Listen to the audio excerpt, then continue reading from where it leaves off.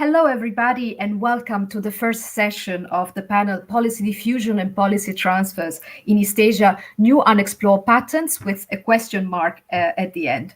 My name is Giulia Romano. I'm a postdoctoral researcher at the Institute of East Asian Studies of the University of Duisburg-Essen in Germany, and I am co-organizing this panel together with my colleague Kiji Sagin from the Lee Kuan Yew School of Public Policy at the National University of Singapore. I would like, first of all, to thank Osmani and Miwa for organizing this conference and making all this possible, despite all the difficulties that we have been facing in this last year. And I'm actually very glad that in one way or another we managed to carry on our original plans and make this conference and this panel happen. So many thanks again for both of you. And by the way, happy birthday to Osmani. And of course, also many thanks to the colleagues who decided to join us in this exercise and present the researchers despite the difficulties and also the different time zones, because this is a panel dedicated to Asia. So we have colleagues from the Far East joining us from the Far East and colleagues from in the American continent. So we know that being present today and also in next week's session is going to be a big effort for some of you. Okay, so before I leave the floor to the presenters, let me just say a couple of words about this panel. So both Keiji and I cared a lot to organize it as we both work on public policy and policy transfer and diffusion happening in different Asian countries. And we both noticed that there are still few published researchers, studies actually focusing on transfers in these countries. But we also knew that there is a lot of ongoing research. And so we decided to organize the panel to really begin gathering researchers focusing on transfers in Asia and initiate somehow a process of joint reflection. In particular, we asked the authors also to engage with two chapters that both Kiji and I respectively contributed to the book of Osmani on policy diffusion, transfer and circulation, which I understood has been recently published. And specifically, Kiji worked together with one of the presenters today, Kritika Shah, on the topic of policy transfers in Asia. So it's exactly the topic of our panel, launching a series of topics of discussion. Whereas my own chapter actually also wanted to launch a discussion. It dealt specifically with the question of culture. So whether we actually have to consider the aspect of culture in policy transfers, and if yes, how, and in particular, avoiding those kind of intellectually squishy explanations. So we came up asking ourselves whether by observing transfer, diffusion, and circulation phenomena in Asia, we could identify some new patterns in this phenomena and in this way we can contribute to the literature, and also whether we could identify some peculiar characteristics in this phenomenon of transfer and diffusion that could be attributed to the particular histories, the particular institutional structures, the particular administrative configurations and work traditions, among many other factors of the different countries that are in this very large region. So the contribution to this panel are going to deal in different ways with these questions. And in particular, today, we're going to have the presentation of 3 papers dedicated to local government's engagement in policy transfer and a paper dedicated to a national government transferring social policies. Just a couple of words about the rules for the presenters. So speakers will have a maximum of 15 minutes for their presentations. Then we have between 5 to 7 minutes for our discussants to offer their comments on the papers and the presentations. And then we leave circa 10 minutes for, or a bit more, for everybody's question. So without further ado, let me introduce the first speaker presenting today, which is John Poon, with a paper called "What Does the Policy Formulation Process of East Lantau Metropolis and Lantau Tomorrow Vision Policy Imply Hong Kong in Policy Style?" Poon, John, the floor is yours. Thank you, Julia, for the instructions. So let me first share my screen to show you the slides here. And I hope everyone is seeing this. And Good morning, afternoon, evening, whenever you are. My name is John. I'm a Master in Public Policy candidate from Lee Kuan Yew School of Public Policy in NUS. So as mentioned, the topic today, I mainly focus on the Hong Kong policy style, while we see how this policy style has been working and with reference to especially other policy styles with one policy that has been seeing its whole policy formulation process and see how this could imply, especially in Hong Kong. So these are some of the agenda outline of the coming 15 minutes. So first, let me focus a little bit on the background information of the East Lantau metropolis, as well as the Lantau Chamorro fission, how it's like, and what it means by policy style. So academia around the world has been discussing, trying to understand policy style around the world, which is the understanding of the relationship between politics and policy. And it's very important to know about this so that we know how the policy process is like, so that it will lead to policy changes. It has been there a lot of times, especially in terms of other countries. But whether in Hong Kong, it's a very special place because it has a mixture of policy styles from different countries, a lot of policy transfer in this case. But how does it work here? And this is somehow I'm using a policy to analyze how it is like. So to make it a little bit interesting for everyone to see, this is my home in Hong Kong, a very small room. Basically, it's a really small room, and my bed is just up there. And another view, so how this is small. And when you come to Singapore, this is the hostel I can get in Singapore, a really large one. Housing problem is a very serious problem in Hong Kong. Agenda setting has been clear that finally people are thinking, can there be somewhere that we can do reclamation? And this is a place called East Lantau, where people have been thinking they can do any reclamation projects here. And that's the background. Finally, East Lantau metropolis was introduced in 2014 as one of the proposals. And then it was also mentioned in a larger plan as Hong Kong 2030 plus, a very important master plan that outlined it's important to have this reclamation East Lantau. And then follow up, there's a land debate consultation with these East Lantau metropolis.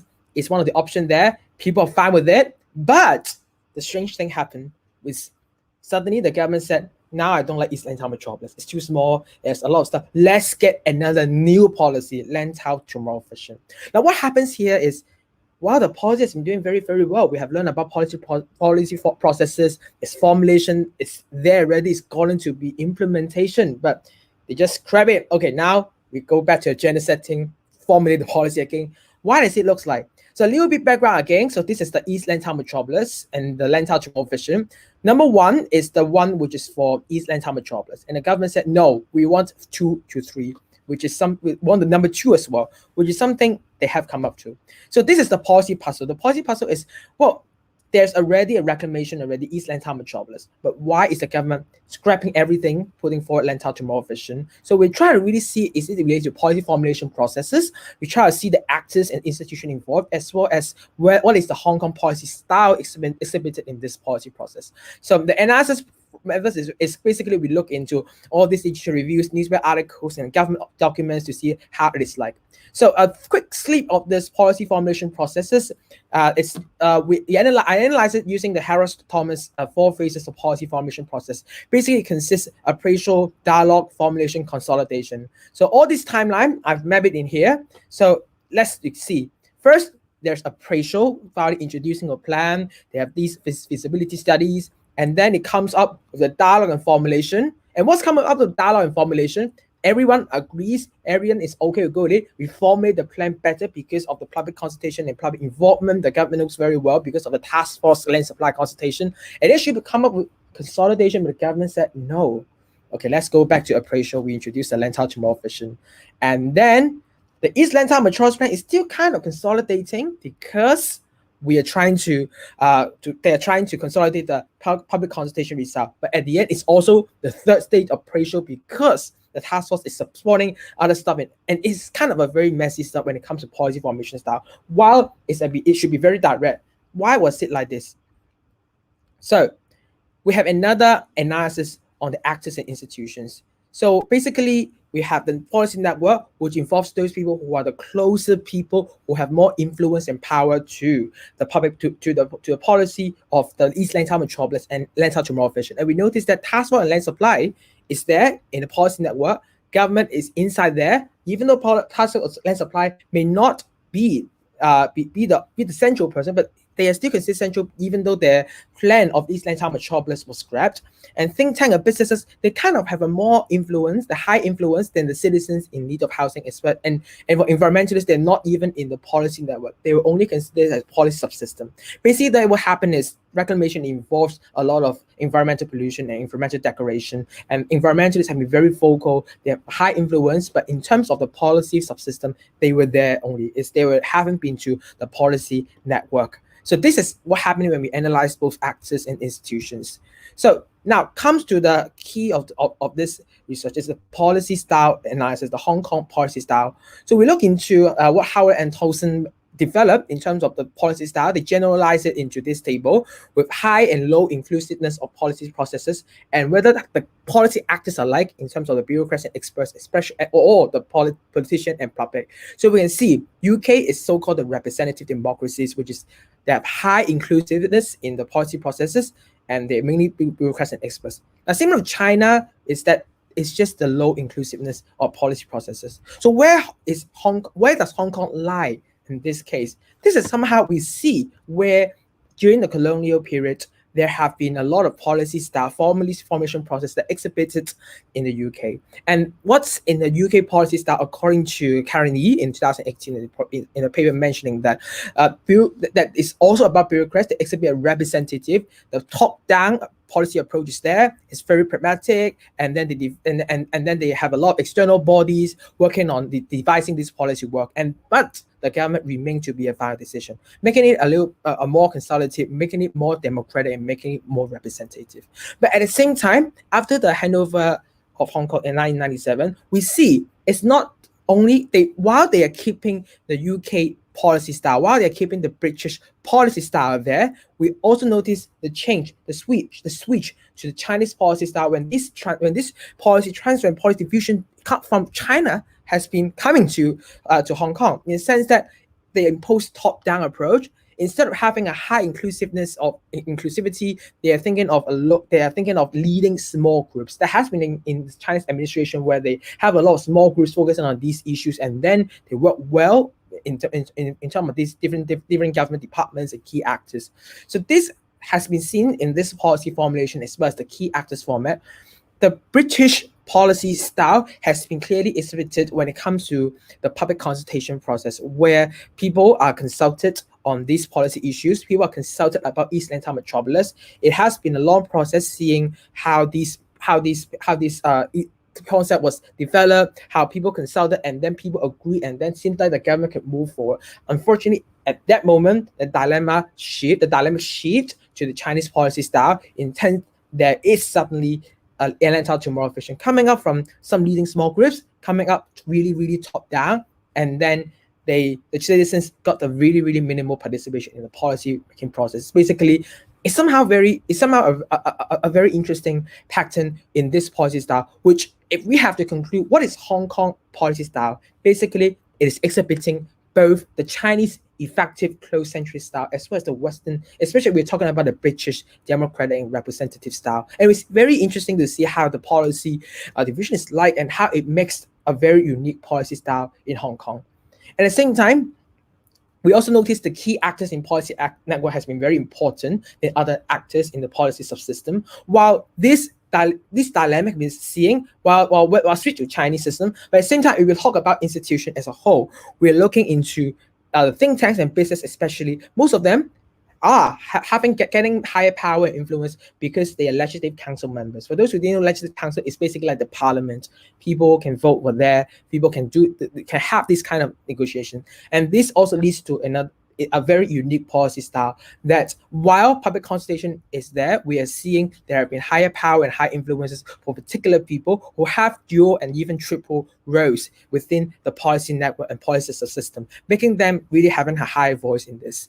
Now, while we are talking a lot about how this policy have been, how the policy style in Hong Kong has been, we are kind of conceptualized it, and we have seen this is influenced by the British representative policy style as well as the Chinese closed-century effective policy style.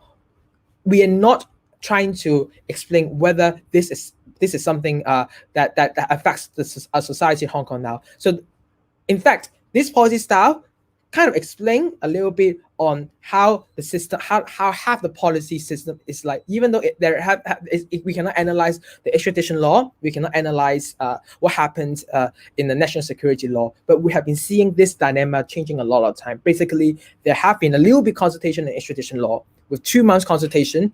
We're trying to exhibit a representative style from a British style. At the same time, the Chinese close-centric style was exhibited as well, because the government were not open to the public and they're only limited to key actors in policy networks here.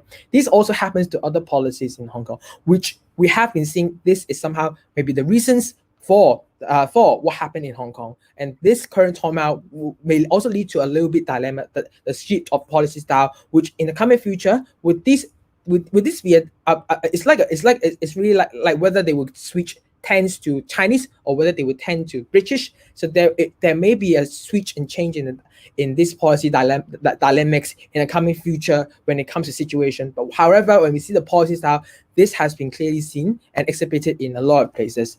So this comes to the end of my presentation. I'm trying to keep my time in short and so that we can have more questions, no matter from those walking back. I get the time back to you, Julia. Thank you very much, Poon, for keeping in time and for this very rich and interesting presentation. I read your paper, and the case study is really interesting and shows very well, I mean, the difficulties for the government of Hong Kong of serving 2 different masters. But the time for my questions come later, so now I leave the floor to Kritika, who will offer comments on your paper. Hello. Hi, John. Thank you so much for your presentation. I hope you can hear me. I really like the rich description of the case you had given. It does offer a very clear picture into how policy transfer actually can have implications on policy styles, particularly given the institutional context for Hong Kong. I had a few small comments. I did read across your paper. So I see that you focus a little bit on policy formulation specifically. Could you just elaborate why you want to focus explicitly on that stage of the policy making and not really cover ground on other stages, assuming that the implication of transfers, especially in Hong Kong, would have implications for other stages too. So perhaps a little bit more elaboration here would be great, if possible. Yeah. Oh, okay, great. I see my screen back again. I've been focusing a lot on the policy formulation process, simply because if you look at the whole policy processes, the policy hasn't come to the implementation, and even it hasn't really come to the evaluation process. It will take an even longer time to look at it. While these implementation and evaluation process would be more straightforward after the policy formation process slide, but what we are seeing, this dilemma that comes to Hong Kong actually happened mostly in the policy formulation process. And it's really the basic, it's for implementation, it's really now finally the law is gazetted, the law is there. In evaluation, it will happen when it comes to audit commission and everything. But if to really look into this policy style in a deeper way, in a better way, it's really the policy formulation process that can really see that two very interesting dynamics between the British representative style as well as the Chinese co-centralist and effective style. And that's why the policy formulation process is used in this analysis rather than the whole process. And in the meantime, unfortunately for this policy, due to the political arena, unfortunately this cannot be done at the moment, and the policy implementation process is stopped at the moment. Yeah.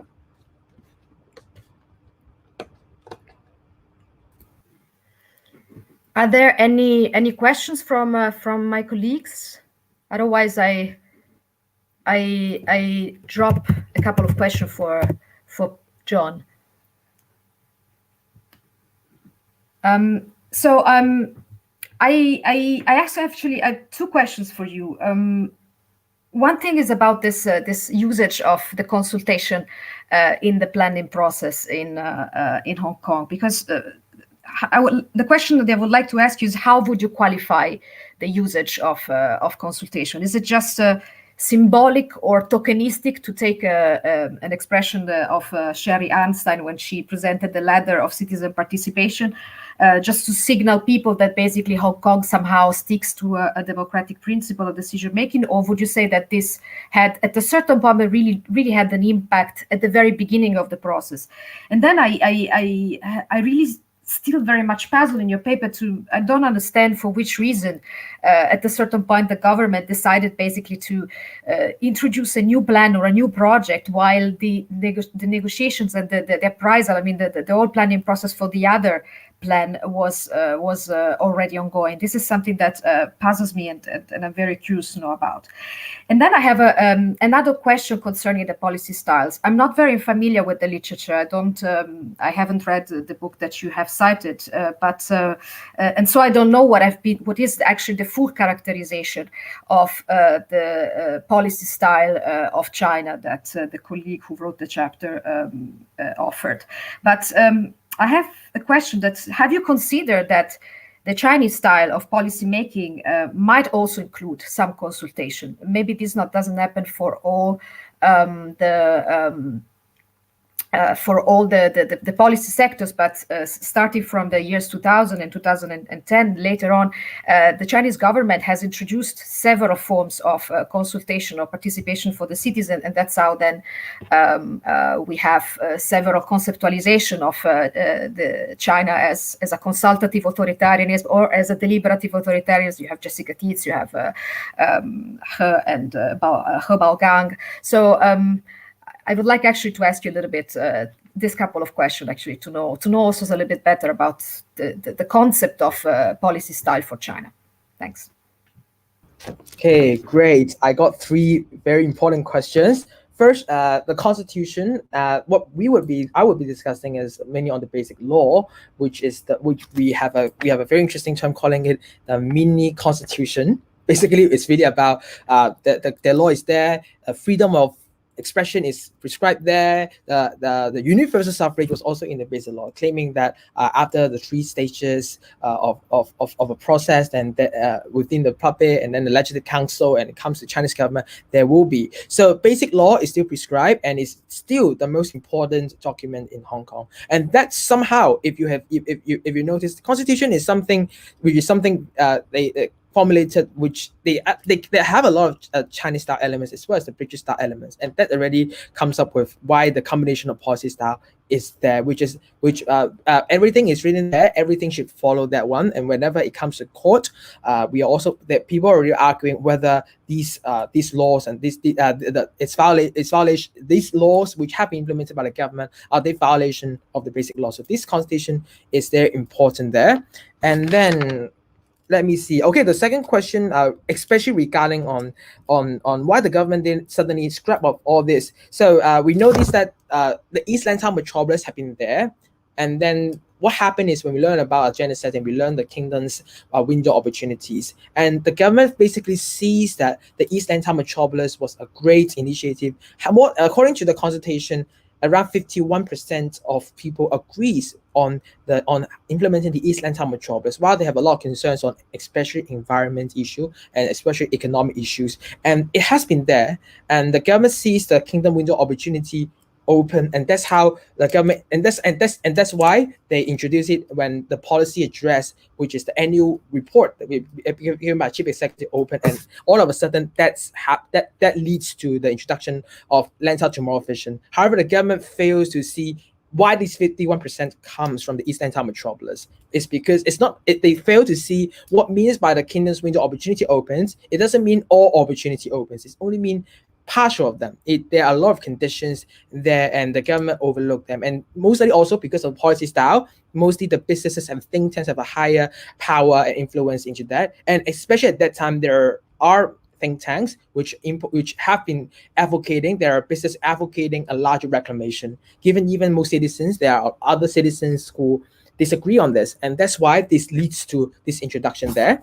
And for the third question, especially about the Chinese policy style, there are sort of consultation, especially among the Chinese policy style. But most importantly, we're talking about effective policy style. Now, especially now, the CPPCC was and NPC is now the 2 sessions, and they have all the consultation. And Hong Kong, there are representatives from Hong Kong in both CPPCC and actually and NPC. They're consulted, but basically what happened is there's a very effective one. Basically, when they mentioned that, when they consulted, the decision is made there. So this doesn't happen in Hong Kong because still the British representative style is there, but the Chinese style is really, there are a few supporting groups basically focusing on a few industries. When they have it, when they think of it's a good policy, then they will push forward with the concept plans, and a few months later, then it will be really a real policy. It's a very effective and fast one. And of course, there are also representatives, but these representatives are only very, very limited. For example, Hong Kong, there are only dozens of them, and these dozens of people are so-called representing Hong Kong in this so-called consultation process in the NPC and CPPCC. And this is something what so-called close centrist style. Yes, there have been consultation, but again, it's a really close centrist. It's really a very close people, and that's how it is like. Yeah.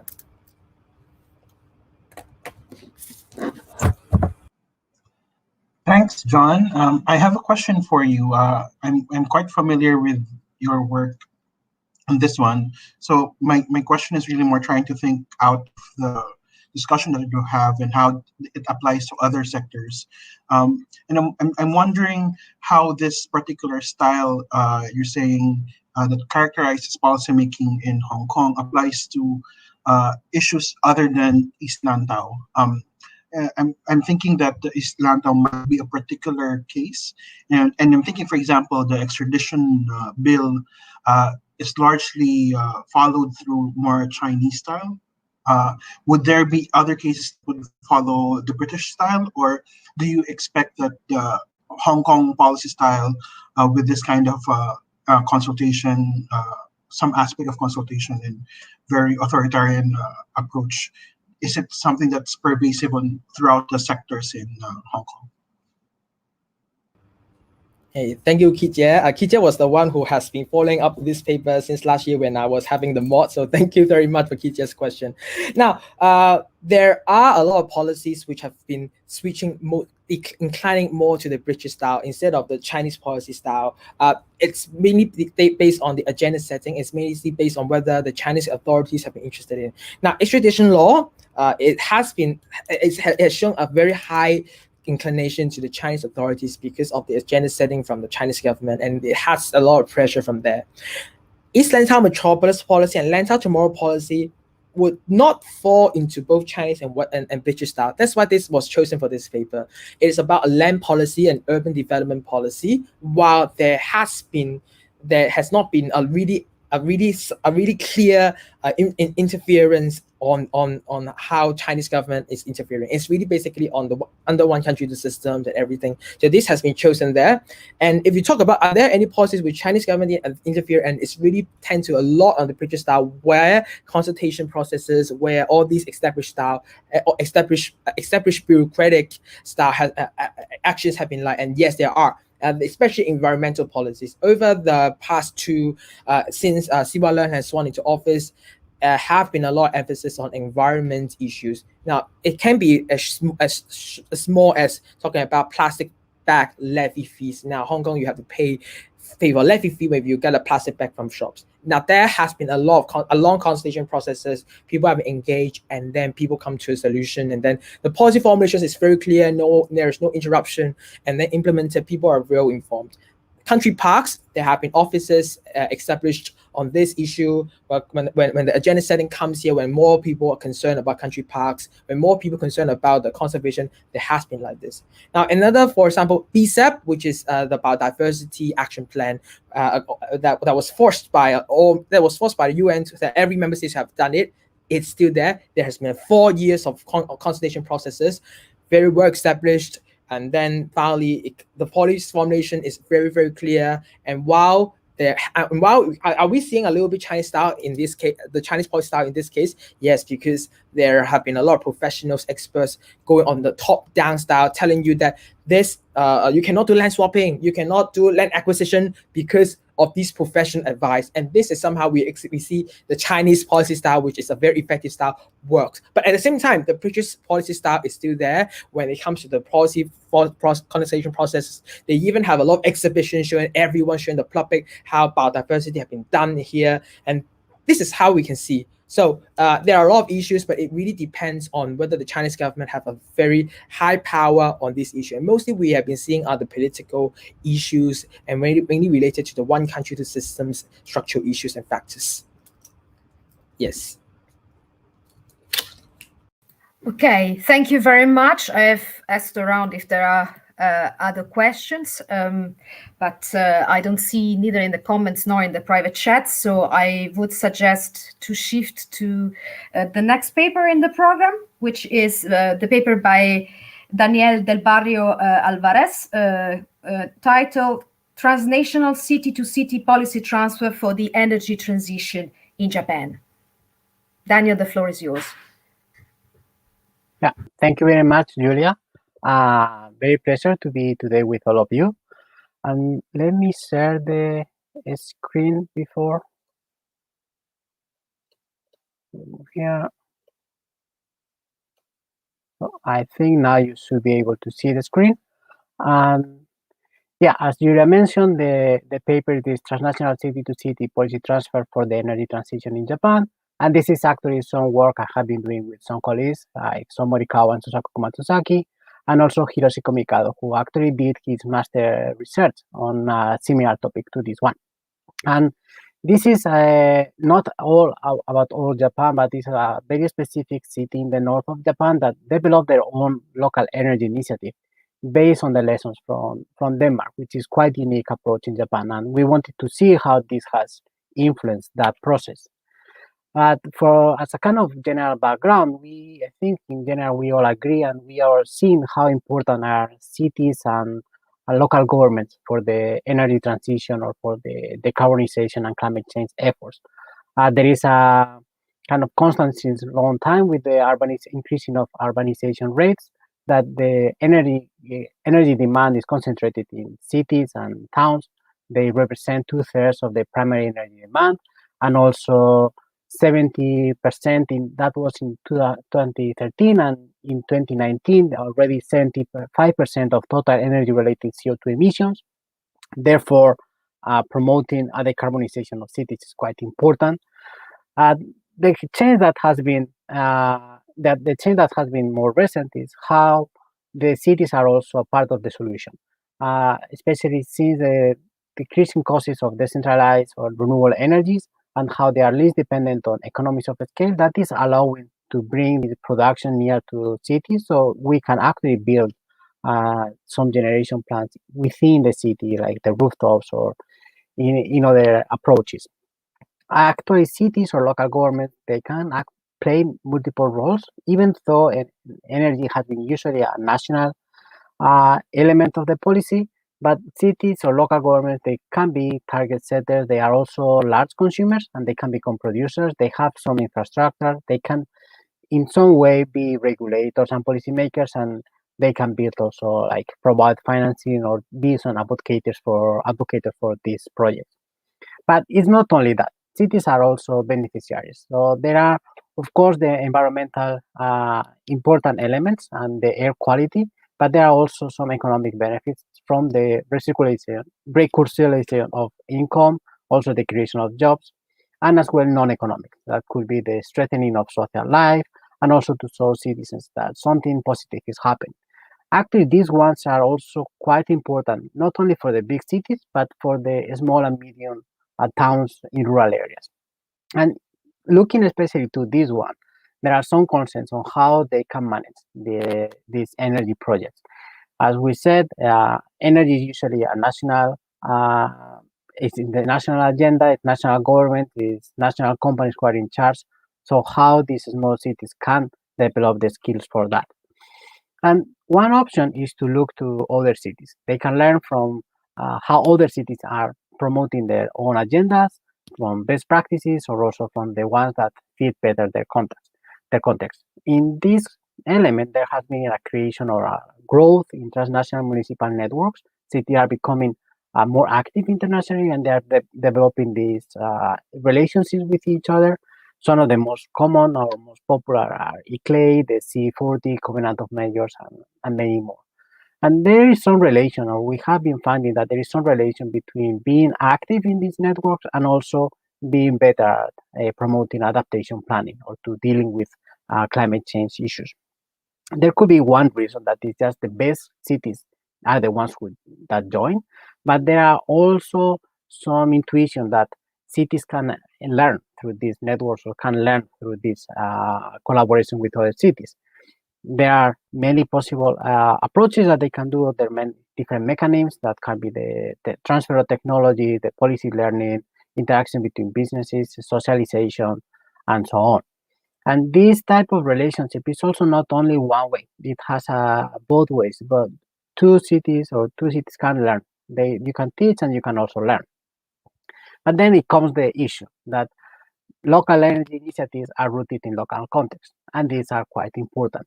So our questions were, how then this city-to-city collaboration happens, what are the things that are being transferred, which are the actors involved and what they are doing, and if we can see some preconditions and implications.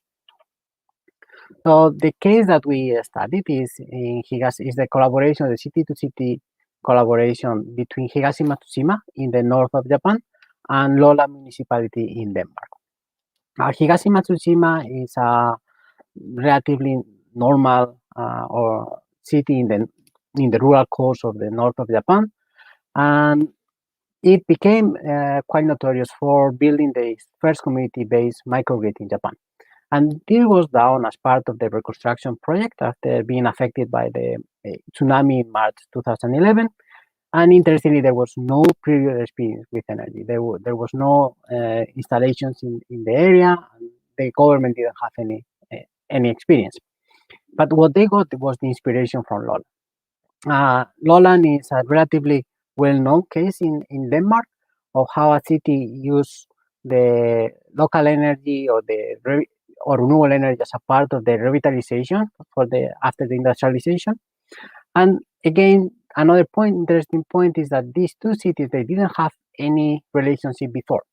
So we can see how all this relation started from the nothing to what it is today. Then we have that actually the implementation of what was implemented at the end in Higashi-Matsushima is not exactly the same as in Denmark, but it has to be influenced. So we want to see how was this influence, and which elements were more important. Then just a background of what is Higashi-Matsushima. It's a city of 40,000 people around in the north of Japan, in the prefecture of Miyagi. And it's, again, kind of a standard small town that is being affected by the population and aging. The main economy is mostly fisheries, agriculture, and some tourism. And it was severely affected by the tsunami in 2011. More than half of the city was flooded. More than 1,000 people were killed. 2/3 of the houses were affected in some way, from partial breaks to fully destroyed. And there were more than 15,000 evacuees. And when there was the planning of the reconstruction, or they started to incorporate what they will do after that, the energy became a very important element, especially energy independence, to have more, to be able to be self-sufficient. And actually, that is not unique to Higashi-Matsushima, because after the tsunami, with the introduction of the feed-in tariff, they started to pop up renewable energy projects across the country. But Higashi-Matsushima has a bit unique way in the country.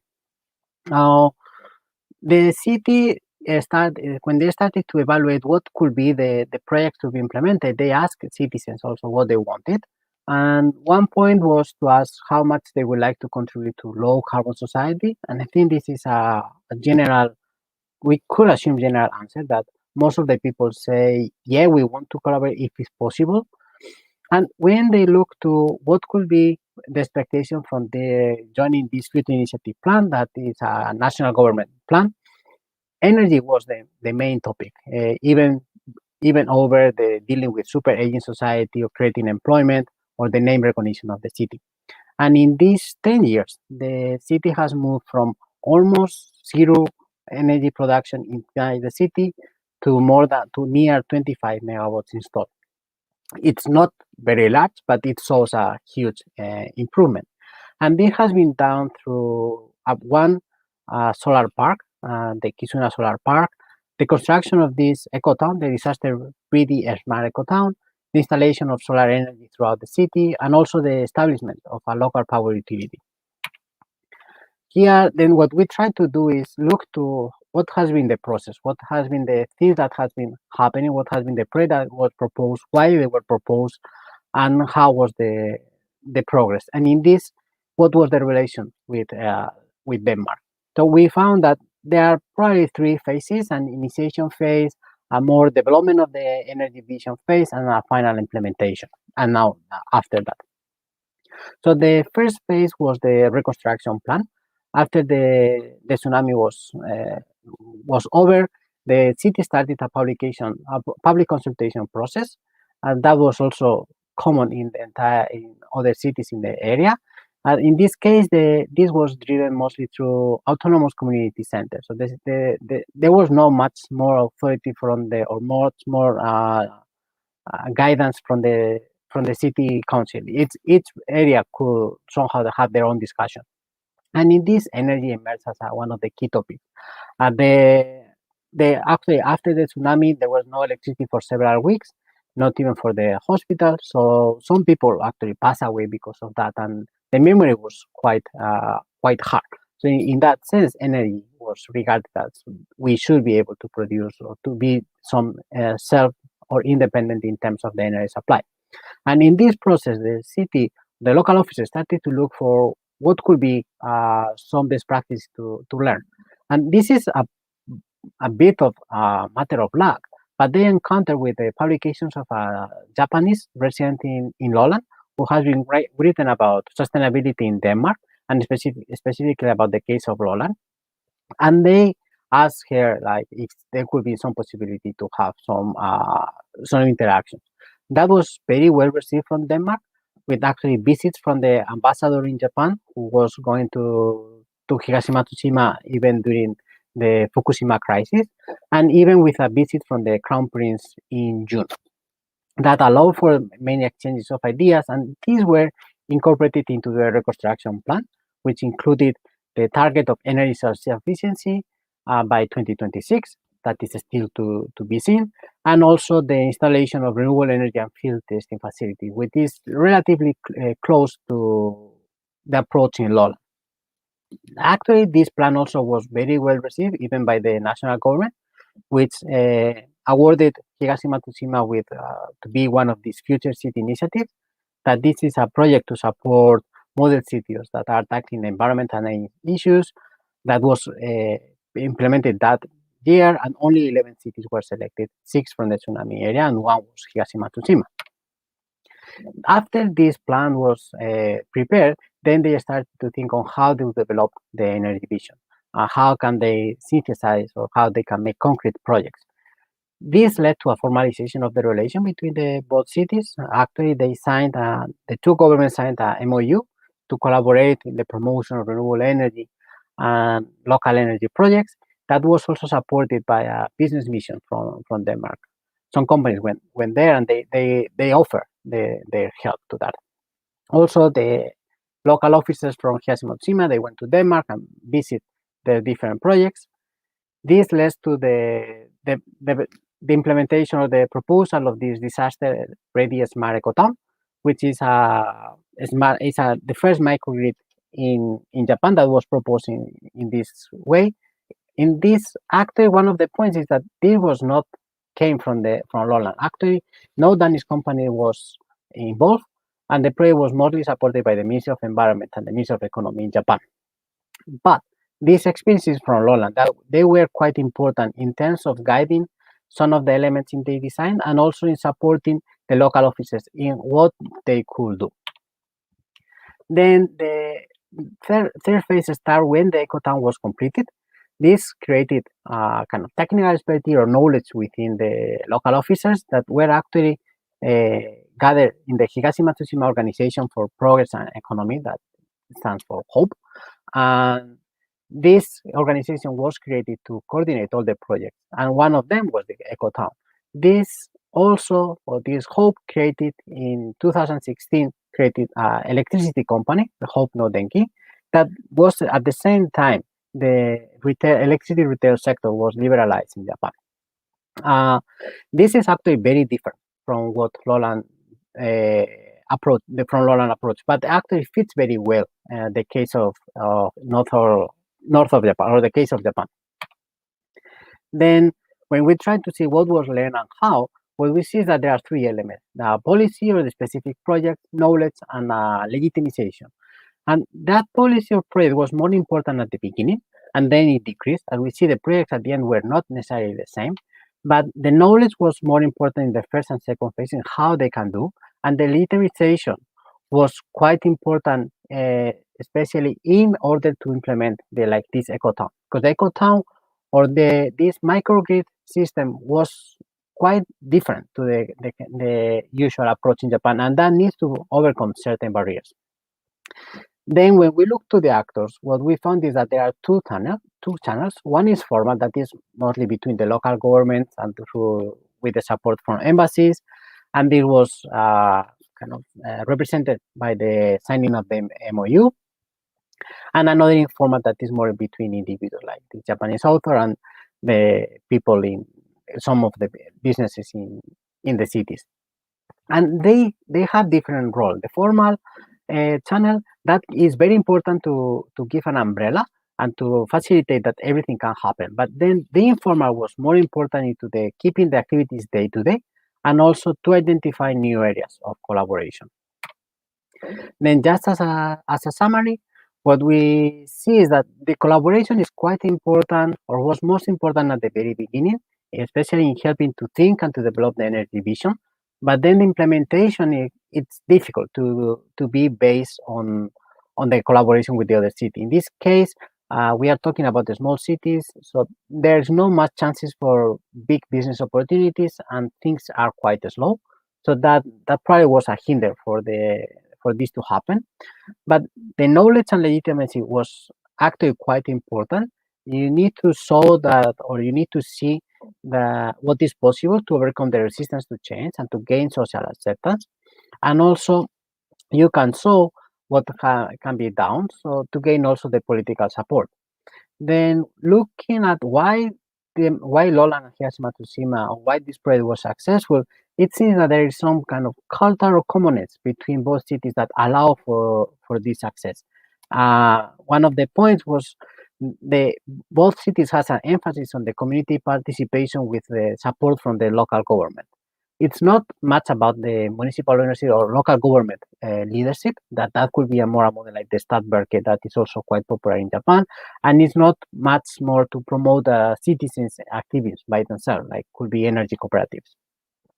But then the long-term sustainability is not only on one project. So in this case, there's kind of a spillover to other areas has been quite important. And one of the points is that if we look for this project and if we look for this type of cities, moving around from so far is actually quite costly, and there is no much return in terms of business created at the beginning. But if we go later, then new business opportunities appears, and that go in both directions. So this is more like an anecdote, but now in Lowland, they are exploring the possibility to do seaweed farming based on the knowledge or the experience from Higashi-Matsushima. So this type of projects are emerging. And with this, I think I passed a bit my time. That's all from my side. So thank you very much. I'm back to you, Julia. Thank you very much, Daniel. Don't worry, because we saved some minutes before, so we can allocate them. So thank you for the fascinating case study. I also have a lot of questions for you, also because my case study relates a lot to yours. And I see a lot of common aspects, but I await the time for the Q&A. So now it's the time for Professor Kim to offer some comments on your paper. Professor Kim, the floor is yours.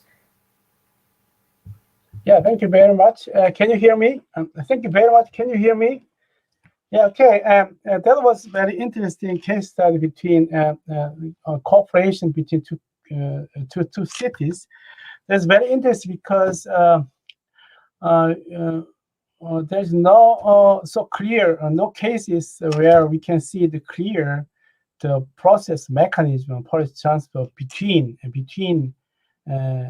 city levels. It is not the levels of countries, but in city levels. I think I didn't see not so many really good case studies. In this case, is a wonderful description of the case study of diffusion between city levels. But I have to ask. I have also some questions about because of short time of presentation, you didn't explain not so entire your story. Then the first my first question is concerned with the reason why does the city Higashi in Japan choose the case of Roland in Denmark. This Denmark is, as you said, there are not so much close relations between two cities. But why then? Why then? There are so many cities, and there are so many good projects also inside in Japan. But why didn't this Japanese city choose as example the Denmark, Roland in Denmark, far away from the Heimat? That is my first question. The second question is you described very well the process of the policy transfer, and also you show the success of the result of policy transfer.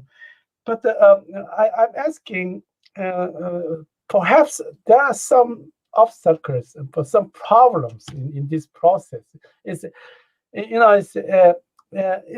very strange case, but if there is no any troubles between actors, between politicians, is not, and I cannot imagine that. That what is there is also another competitions, another models. Some people try to accept adopt other models than these Roland models. Perhaps there is some these troubles. How could this problem overcome by whom? That is my second question.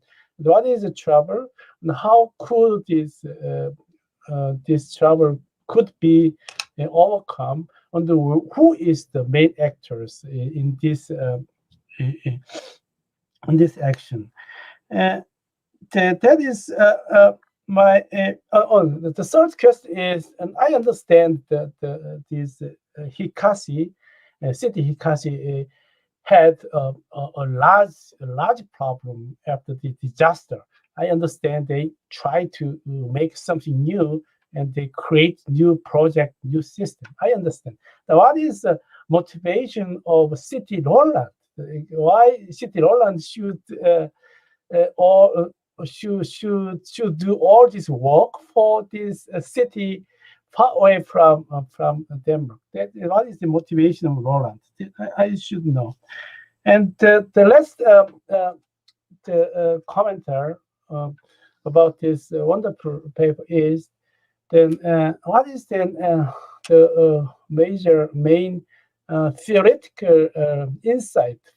How can you work this case theoretically? That is my last question. Thank you very much. That is wonderful paper. I will read full paper later. Yeah, thank you.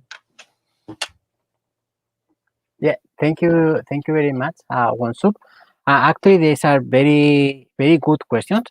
I hope I can give some nice answer to you in terms of what was this? Why why the city chose Lowland.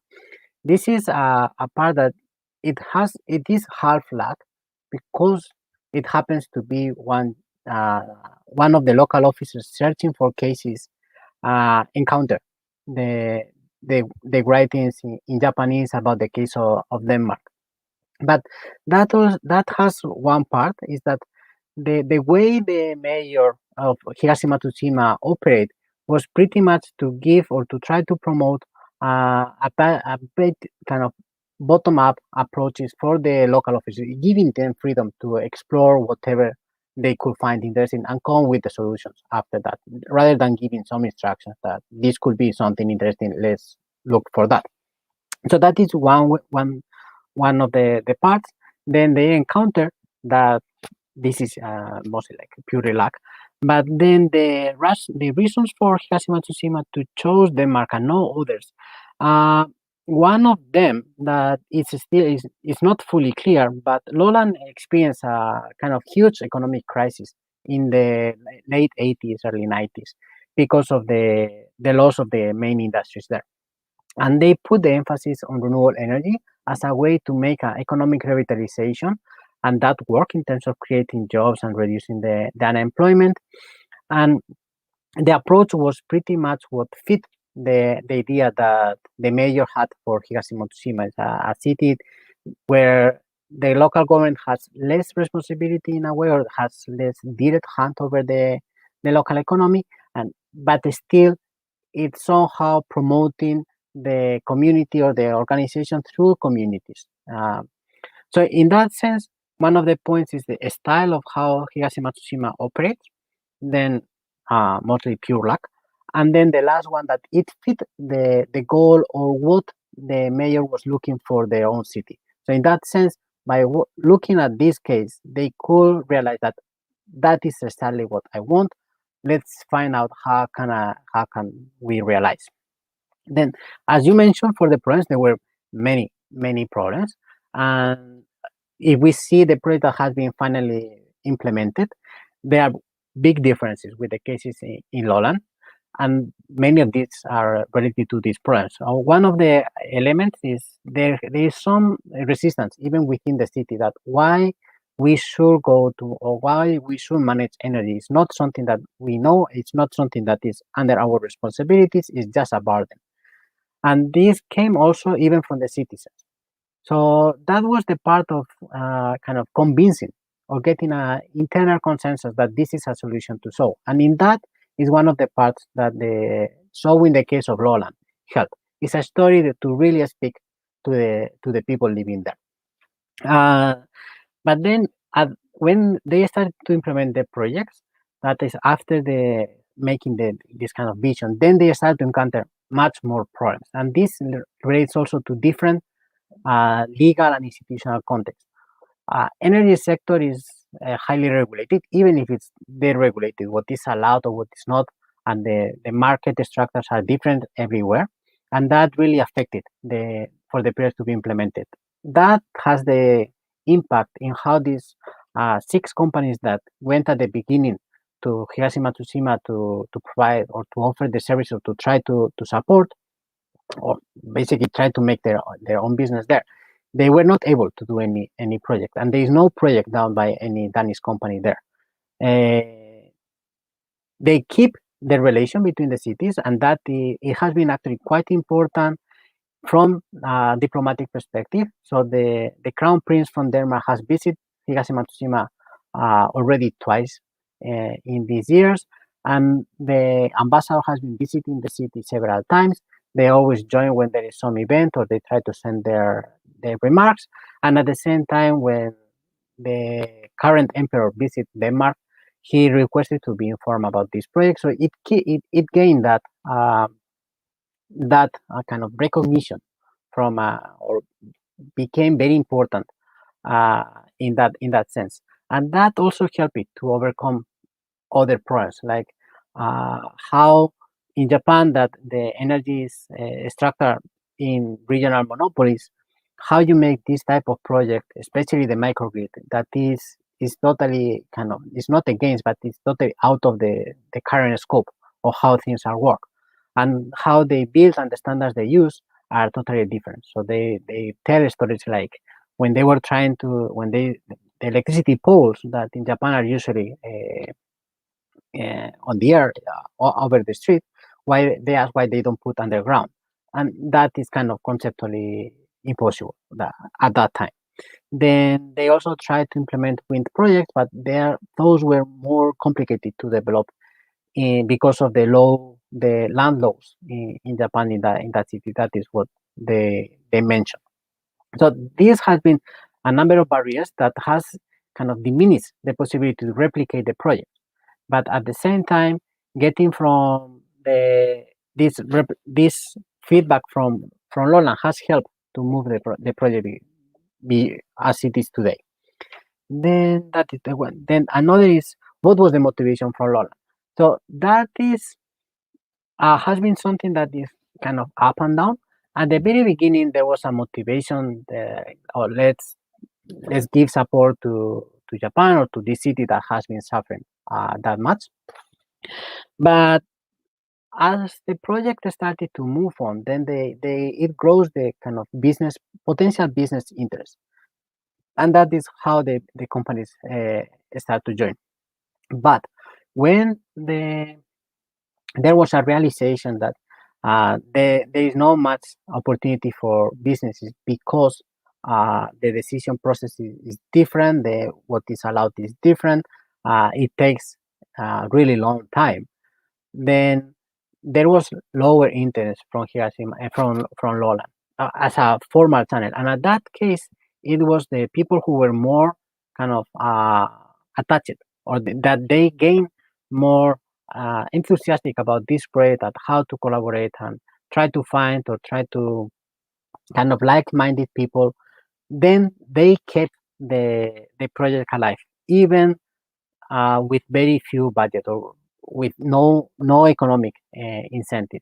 So in that part, there is an opportunity, kind of formal opportunity, but actually what maintains is more the informal attachment or personal relations that led to, again, that when the opportunity occurs, then this will be revitalized. So that could be maybe for that question. And then in terms of what could be some of the theoretical insights, I think one of the points is how, or not to look to the policy transfer just from the project itself or as a technology transfer itself, but the importance of the other elements. Like we have the project itself, but also we have the knowledge, and we have this kind of legitimization. And these three are actually important at different, the relative importance is different at different times. So the project, probably at the beginning, it's going to be very clear. When they have the plan, it looks very similar. But when they develop the vision, it looks more different. And when it's actually finally implemented, it has its own uniqueness. But the knowledge part is going to be more important actually at the vision stage. And then the legitimization is going to be quite important in these two first phases, and even in the long term.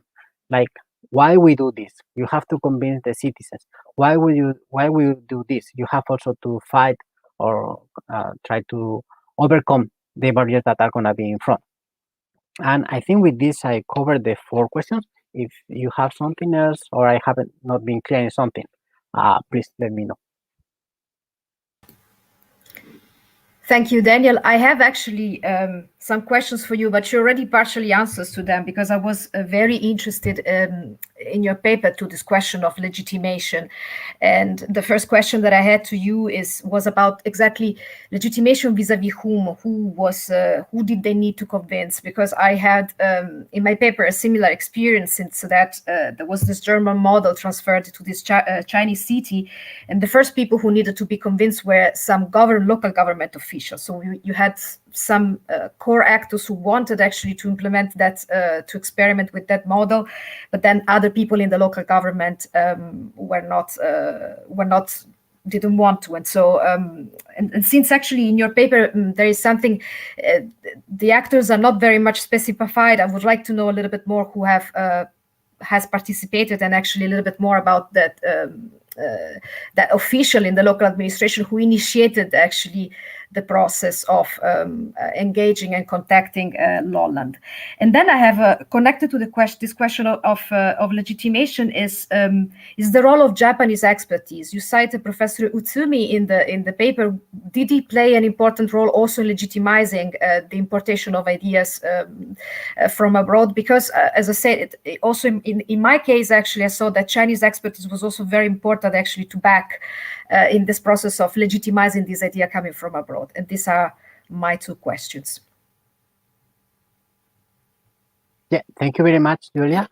So yeah, in terms of who actually, or in terms of the legitimization versus who, as you say, it's quite also similar that first was the local council, rather than the public officers were somehow on board, but the city council was not that on board because they saw this as something expensive and it has not been done. Why we should do that? That was one, and that was the importance of showing them that is possible. So go to Lowland, see how that works, explain them how this works and what are the benefits that they can understand. On the other, and another that was not necessary to legitimize versus them, but getting the support from the national government, that was actually quite important also to show that we build this by ours and we have this collaboration with Danish city with Denmark. This might be quite important. That makes the project quite unique, and is probably one of the reasons why they got this Future City Initiative Award. That award was a recognition from the cabinet office, and that attracted more companies, local companies, Japanese companies to the area, and it helped them also in proposing their projects versus what could be the reconstruction of the energy system or in the city that will be with the same model of the centrally energy planning. And that was one of the very big things, how you build this that is kind of counterintuitive from a technological point of view for them. Then who were involved? That is actually a kind of, there are many people that has been involved at different times. We have the Kitamura Nielsen from the Japanese living in Denmark, that he has been quite critical. In Lowland also, the former mayor, Leo Christensen, he came several times to Japan to explain.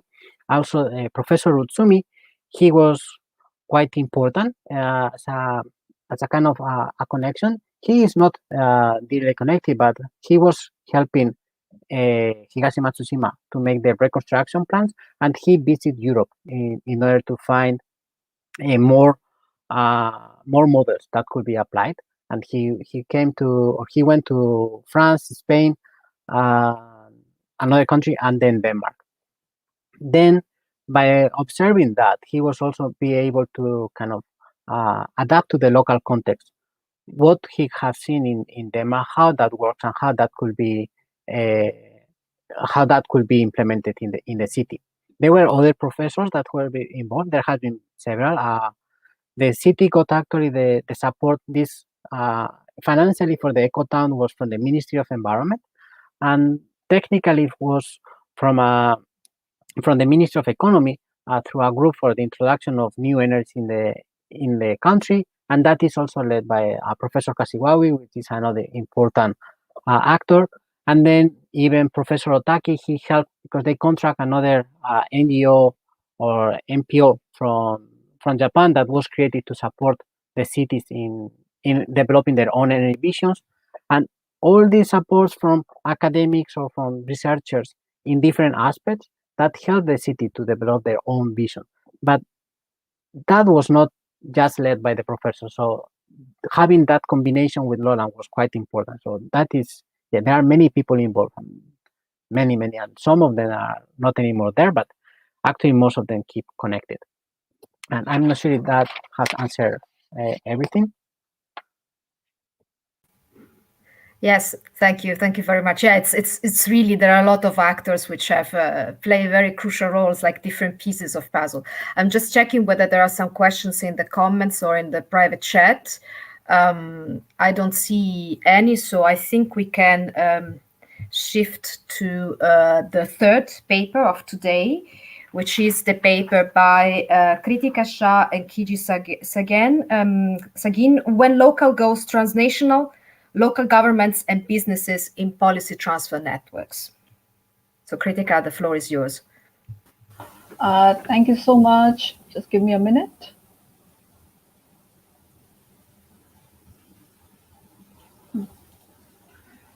Just give me a minute. I'm having a bit of trouble with the sharing of the screen for some reason. Oh.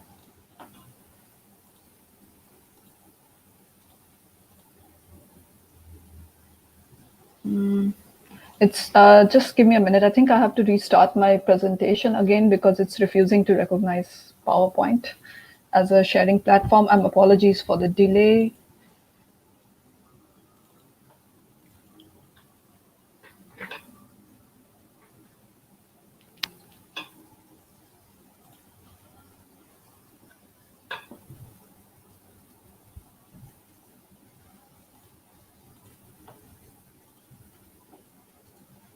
Yeah, there we go.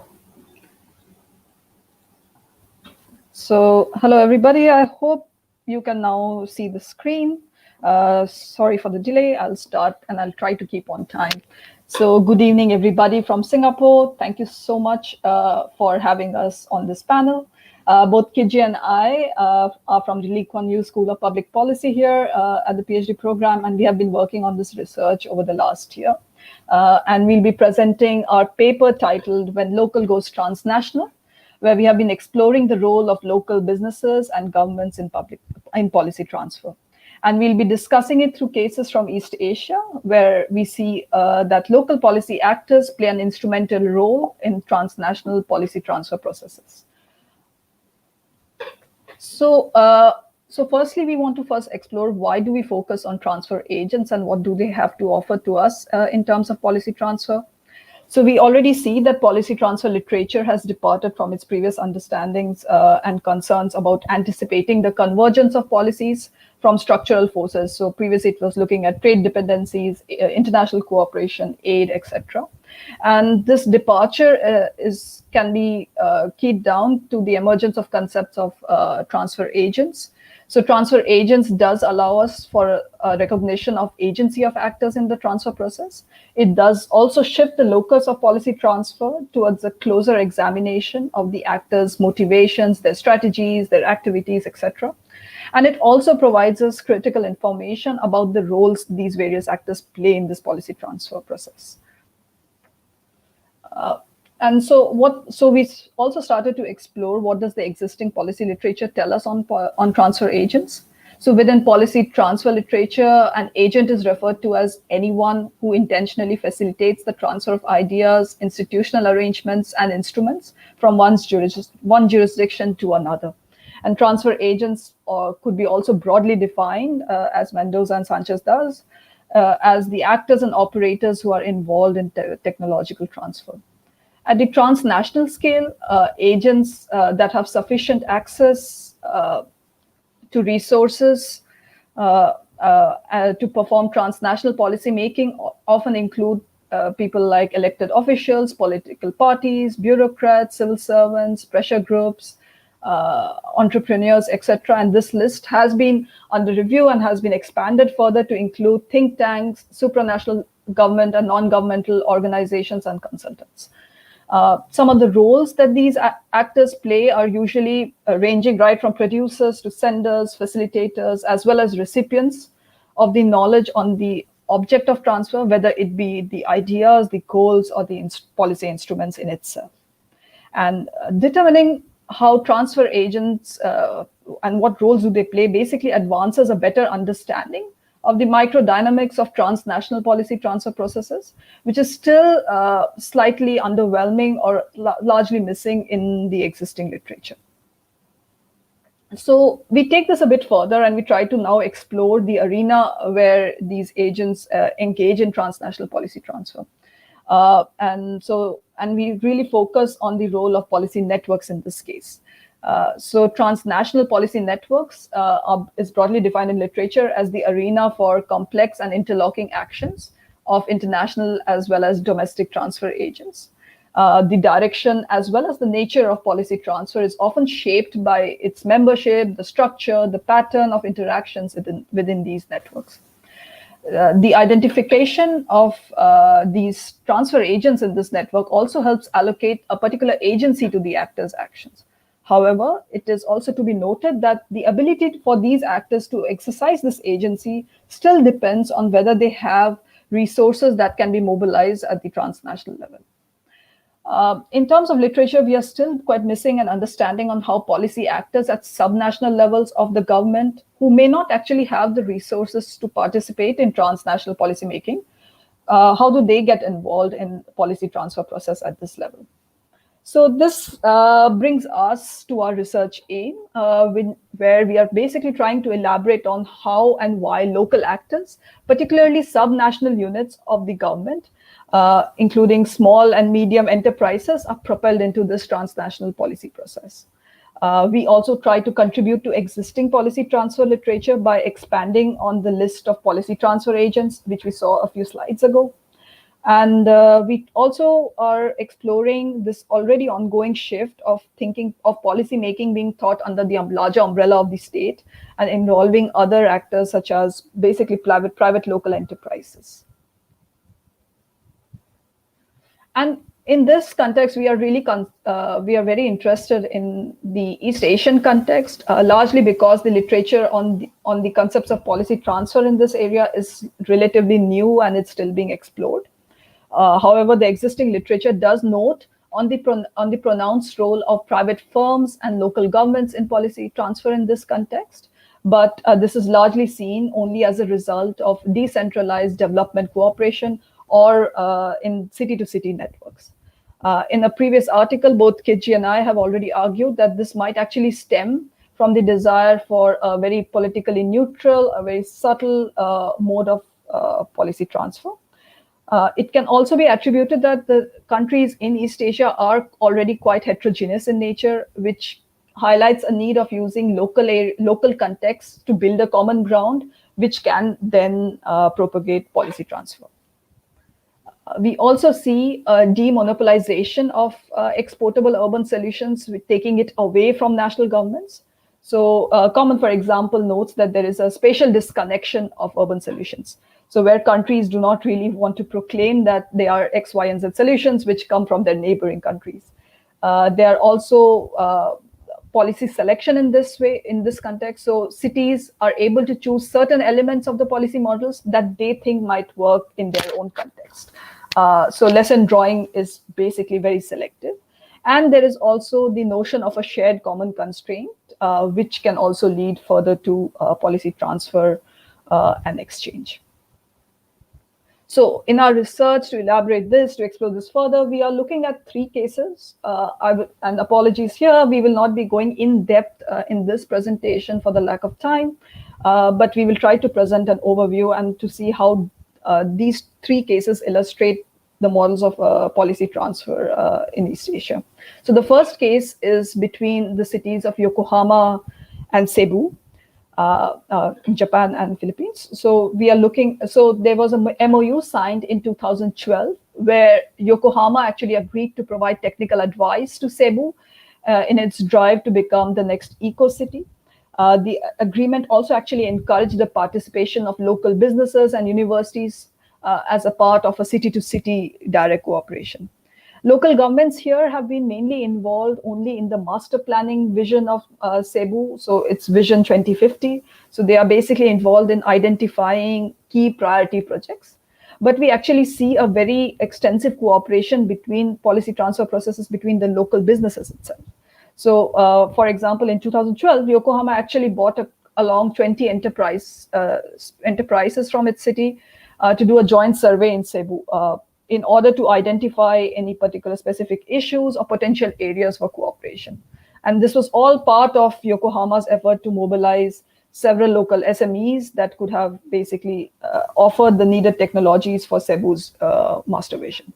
Here we see that a localized, but yet at the same time, a very transnational transfer network being materialized, and which is supported through financial and legitimizing efforts by the national agencies of the countries concerned.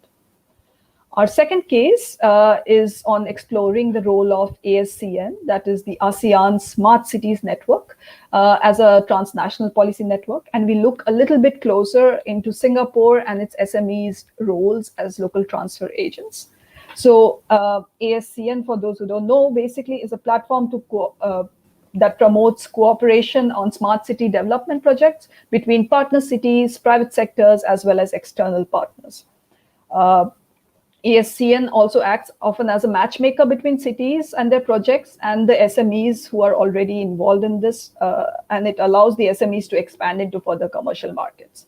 A good point here is that SMEs are able to actually directly deal with the city governments and often bypass the involvement of the national actors to a certain extent, which presents itself as a very business-friendly model to the others.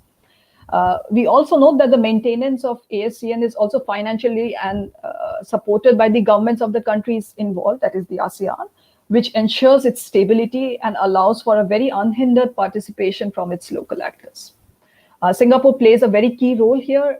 Of course, it acts as a resource and an expertise base, and several of its SMEs are directly involved in several city projects, but it is also an enabler of city-to-city connections. Several of its own organizations have been key in bringing in external partners onto the ASCN.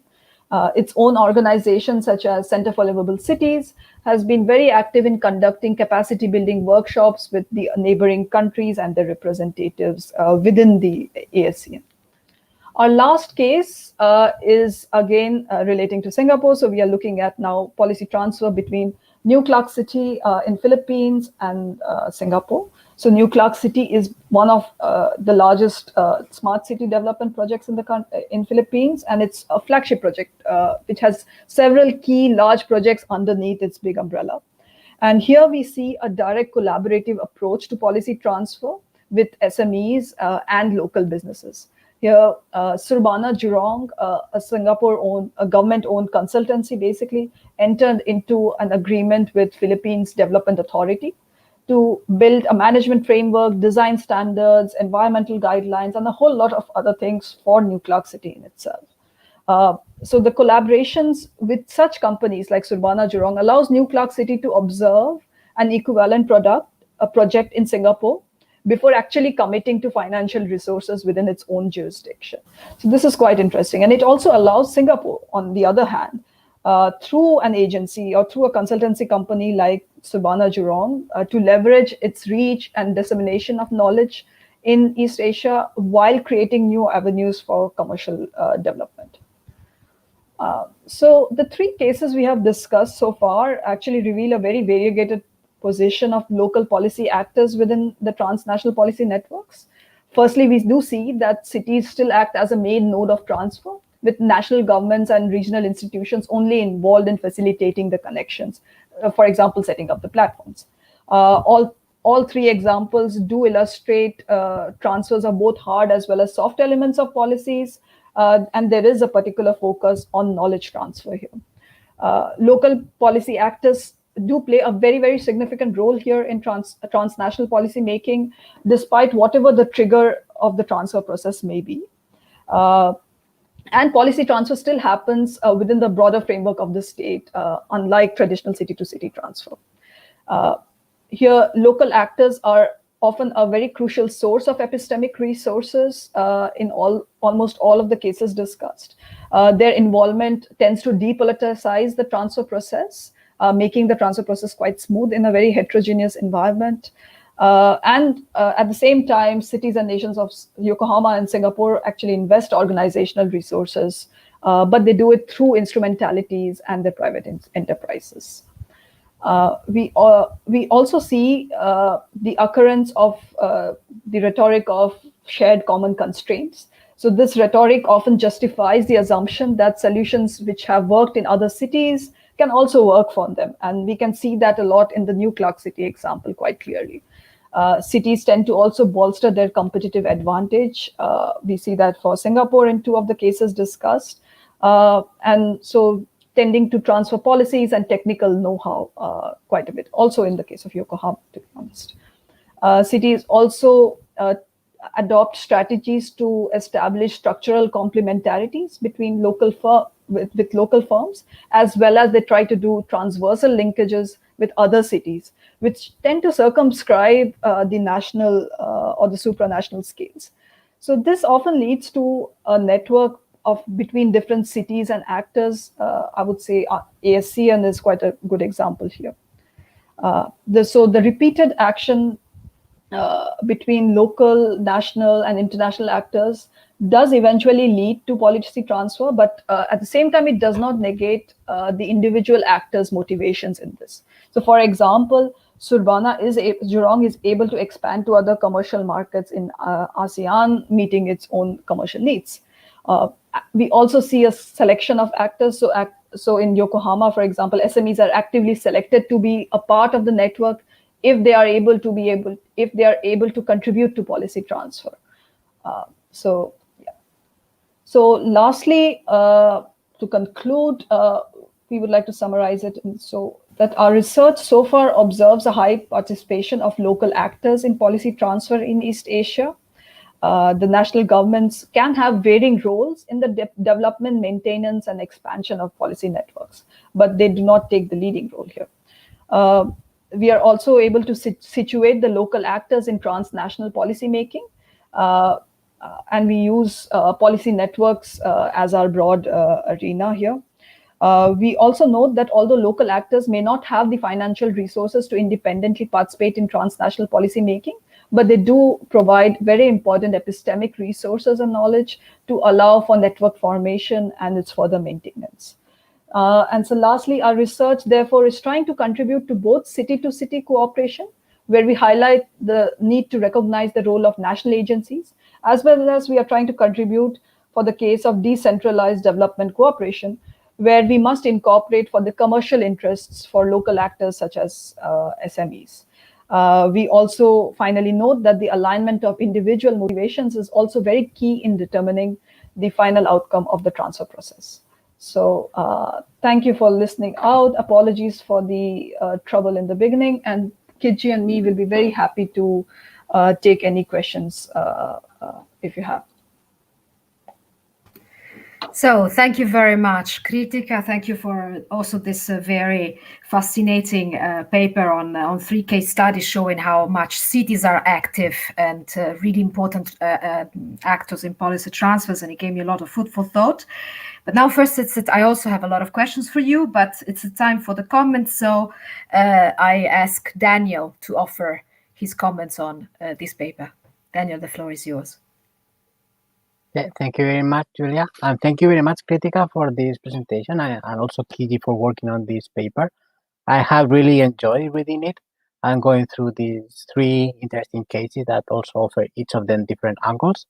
And well, I have many questions and things that I would like to ask you more, but maybe we can summarize. One is maybe how do you think is the role of because I think the cases you have presented are quite focused on the role of SMEs, and it can be cities playing an important actor in the internationalization of these small and medium enterprises.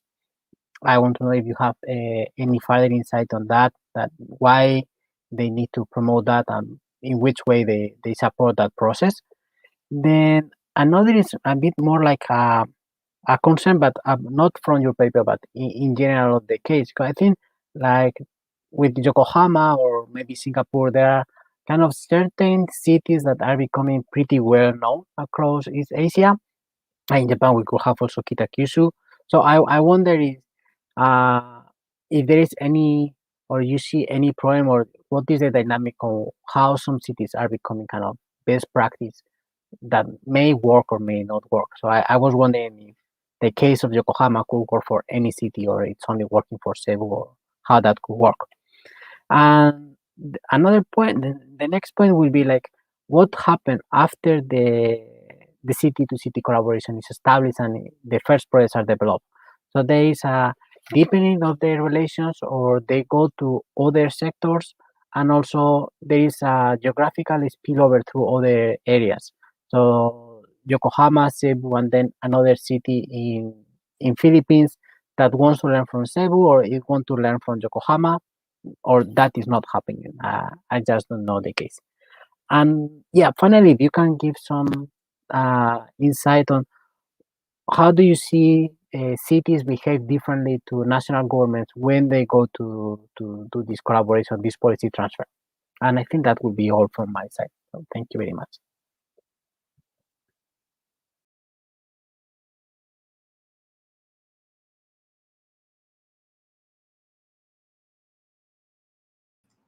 Thank you, Daniel, for your questions. I'm going to try to answer the first question primarily. And I think that's the point that we're trying to raise when it comes to aligning motivations actually is an answer to your question about like these certain cities emerging as source of policy innovations or best practices.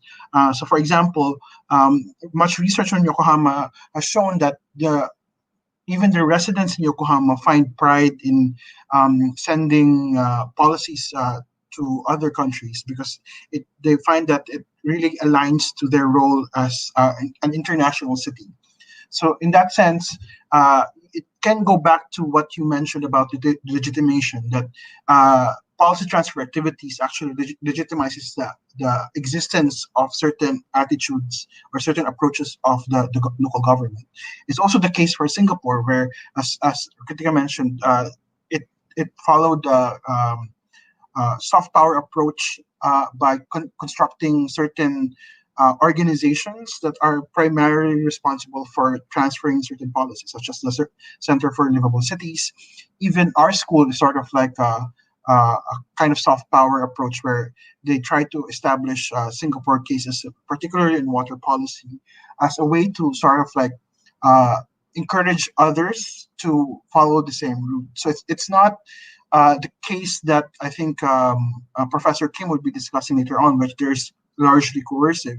But this one is trying to really put the knowledge about certain best practices out there. So I think the emergence of these kinds of cities is linked back to their identity. And if you're going to link it to competition that we partially talked about in our discussion, is that there is this competition within Asian countries to actually be the top source of best practices. So Yokohama is there. Seoul is also trying to be the sort of source of best practices for e-governance. Singapore is definitely on water and smart cities. So it is a way of global city formations. It's a way for them to find their role in this global public policy making. So I think the second question, the second question on like what has happened, at least in the Yokohama Cebu case, it hasn't really spilled over to other examples. It's fairly new, but in terms of because it's Yokohama doing many other partnerships, so they have done partnership with, I think, Penang and other cities within Southeast Asia. So it's still largely transnational. It hasn't really spilled over to other cities in the Philippines. In the case of, for example, the Singapore and New Clark City, it's also a new development. It's still a fairly new commercial engagement. So it hasn't really spilled over to other aspects of because it's a mainly commercial aspect, I guess. Critical can talk about more about the ASCN if she can. But the third question about the national government, I think what we're trying to do here is that when the city-to-city cooperation kind of literature has emerged, it seems like they're painting it as largely between cities only, as if it's not facilitated by the national government or other institutions. So what we wanted to highlight here is that national governments, national state agencies still play a very big role in facilitating C2Cs. So Philippines, the C2C is largely a bilateral agreement. So it went through national approval in the Philippines and through JICA. The same thing with but there is also other aspects that bypasses this national government relationship, where for example, the New Clark City and Singapore, or the Surbana engagement, that is largely a commercial entity. So in some ways, it's not just about cities working together, but it's also SMEs, or largely state agencies trying to come up with a direct commercial relationship that's not via state. So there's all these different sets of relationship that exist that the traditional city-to-city cooperation literature tends to ignore. I'm not sure if Kritika wants to add something.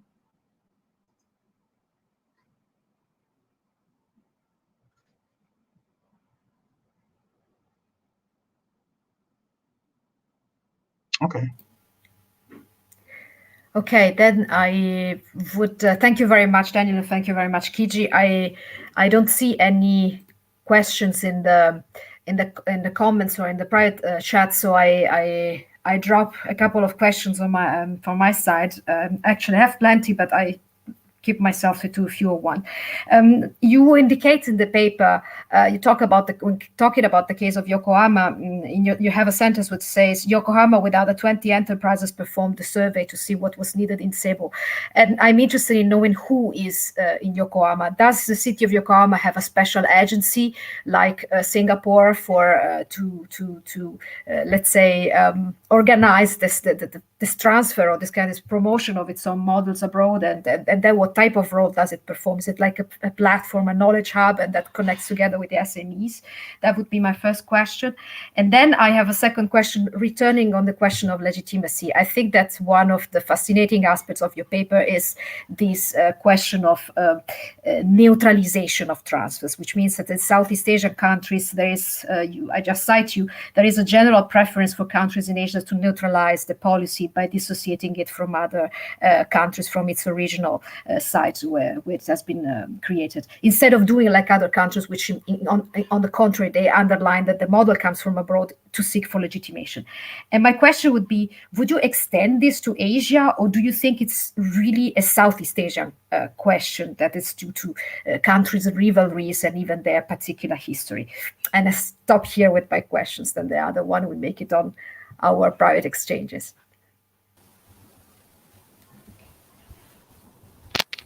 Hi, KJ, would you like to answer the first question if possible? If anybody. Yes.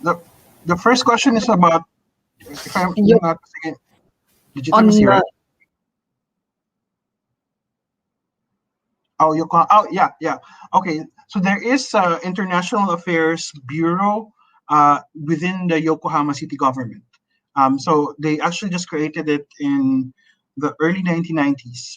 So with Japan, and I'm sure Daniel will probably be familiar with this, there is this approach to development cooperation that is largely decentralized. So they try to emphasize the role of local governments in delivering aid. So Yokohama played a particular important role because they host the CityNet, which is a city network, and they have introduced this International Affairs Bureau. And there is this sort of like trend among countries where city governments that introduced international affairs agencies within the city government. Seoul also has this, if I'm not mistaken. Maybe Professor can correct me if I'm wrong, but Yokohama, Seoul, and Singapore all have this kind of like dedicated international affairs bureau where it's about trying to arrange all these transfers, basically this kind of transnational cooperation. And what the second one is, where's the second one about legitimacy? It's about legitimacy, right? Oh, Southeast Asia, whether we can. That's actually a good question. Because we're really coming from the idea that there is this politics of resentment about what do you call this? About international policies coming to domestic shores. So I think there are a lot of apprehension to relate to other countries. But one thing, for example, the New Clark City case actually tried to relate to other examples outside. This is similar to what Daniel was talking about in terms of legitimation, because it's something new. It's not really there isn't a lot of existing solutions in the Philippines that is somewhat similar to like an eco city. And what do you call this? So in the first few years of New Clark City, they were actually referring to Songdo in Korea, but they tend to they drop this idea of Songdo reference, and change it to referring to Singapore, because it's like the CEO was saying, oh, when I was in Singapore, I was jogging through the streets of Singapore. It was safe. It was something that they wanted to do for New Clark City. So there is this referral to other examples. But the point that we're trying to make here is that when they always emphasize shared constraints, these common constraints, that tends to depoliticize it from the nation state. So when New Clark City is referring to Songdo, is really referring to examples that is very similar, not really Korea, although it's different with Singapore because Singapore is a city-state. So in the case of Yokohama and Cebu, Cebu politicians weren't really referring to all countries in Japan, but they're referring to just Yokohama because it is similar in terms of urban structure and all those kind of things. So I guess there is this applicability beyond Southeast Asia, because there is this need to establish this shared common constraints. So I think but we can reflect more on that and whether that is actually true in other cases. Yep. So I think that's it from me. Thank you very much, Kiji. And let's go ahead with the last presentation, which is a presentation from Professor Kim Won-sub, Coercion or Learning, Policy Transfer of Social Policy in South Korea. Professor Kim, the floor is yours.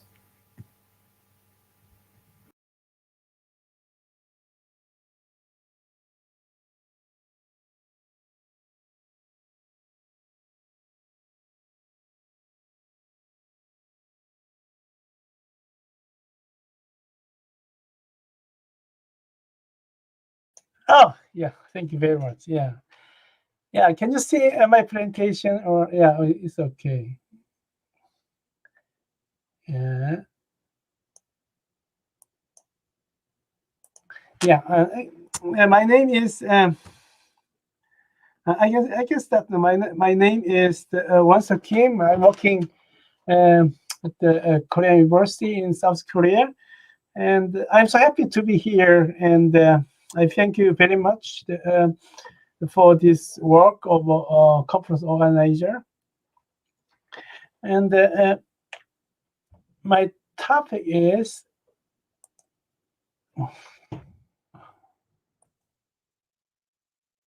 good.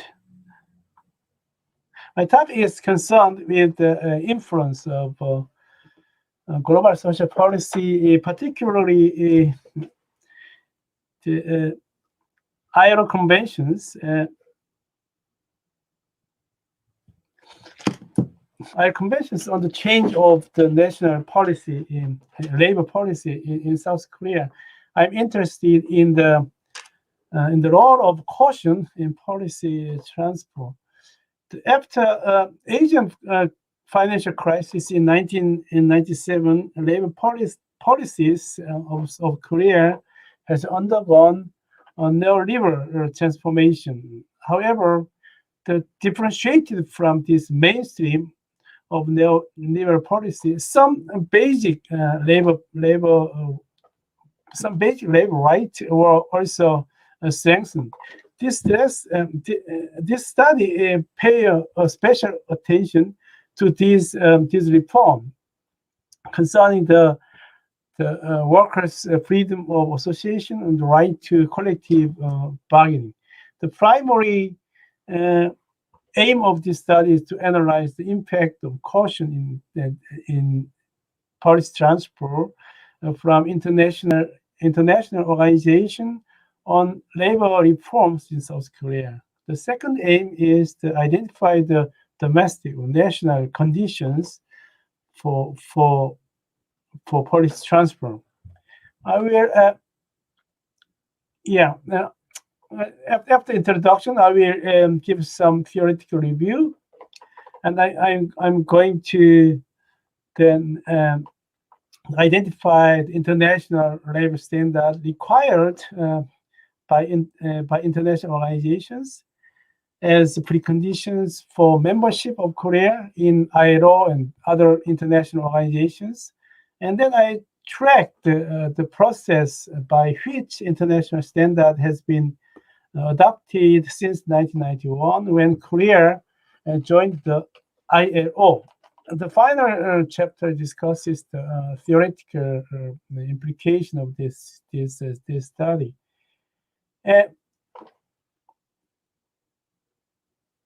Under the authoritarian regime, Korea's labor system was characterized by corporatism without labor. In this system, the authoritarian government formed a hierarchical partnership with business to achieve economic growth. But the government strictly suppresses and controls labor. However, advances in democratization and globalization have led to shift transformation of this labor system. The dominant interpretation of this change is that labor policy has undergone a neoliberal shift. Accordingly, the World Bank imposed the neoliberal policies as preconditions for credit during the economic crisis 1997. In contrast, the other approach points out that the reforms for labor market flexibilization have been carried out, but some reforms have improved basic labor policies. It sees the reason for these reforms in the domestic factors, especially the political factors.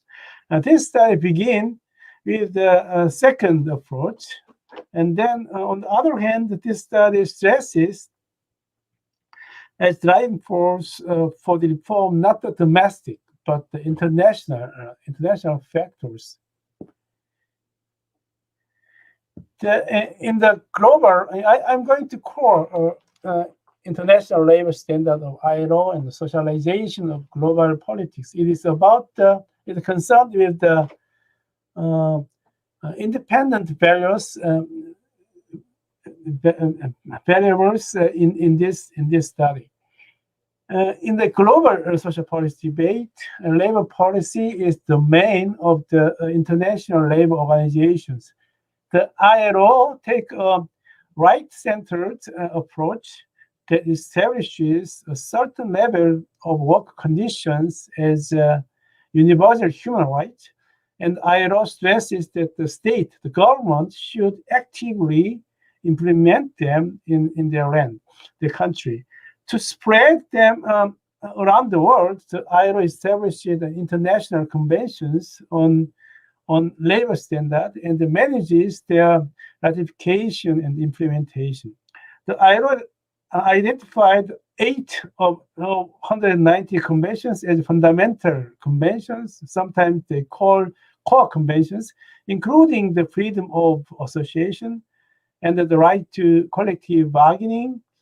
The number 98. These two fields are the subject of this study. However, the ILO does not give the member countries the obligation to ratify the core conventions. As a result, many of the member countries do not ratify the core conventions. Since 1990s, international organizations have shown so-called socialization of global politics that values not only economic but also social aspect in international cooperation. Is according to Bob Deacon, is one of the founder of the global social policy. International organizations such as WTO and OECD and European Union have accepted the ILO's labor standard. It means the numbers of these international organizations should follow when joining the organizations and the signing agreement. Its famous form is linkage between trade and the labor standard. This means that the members and trade agreement, membership and trade agreement are linked with labor standard. And if these standards are not met, the membership can be rejected or trade sanctions could be imposed. The first, the OECD adapted the ILO's conventions on the right of workers as a condition of membership.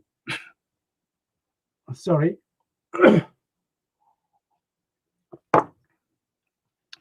Also, the regional trade agreement, the United States and the European Union took initiative in carrying out a trade labor linkage policy using generalized system of preference. It is called also GSP.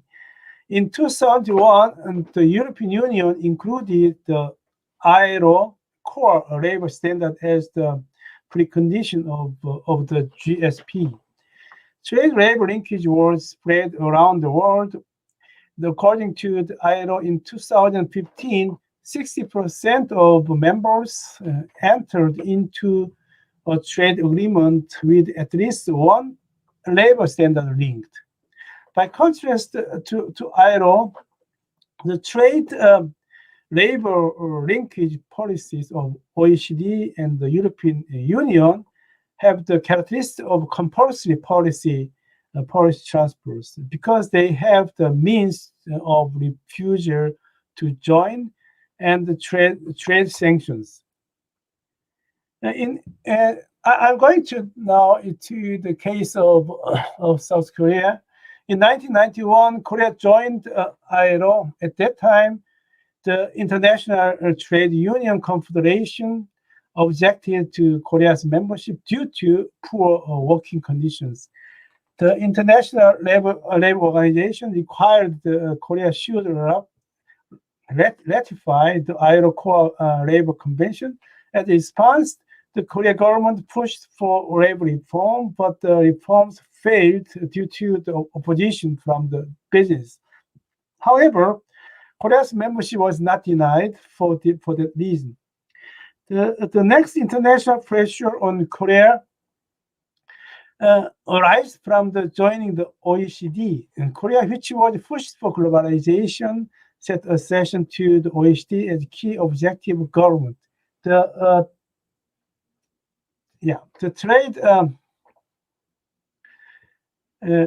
trade union advisory committee of the OECD and the number of many European countries and also the US opposed Korea's membership, pointing out the labor conditions in Korea did not meet the ILO labor standard. In 1996, OECD, Employment, Labor, and Social Council agreed to a session of Korea on the condition that Korea is regularly monitored for the implementation of labor law amendment for 10 years. During these monitoring years, Korea actually promoted labor reforms. The Korea European Union FTA, Free Trade Association, was also one the strengthened international pressure on labor reforms. The expansion of free trade was a key growth strategy of Korean governments. The Korean EU FTA in 2010 contains the establishment of environmental protection and the maintenance of labor standards as key factors.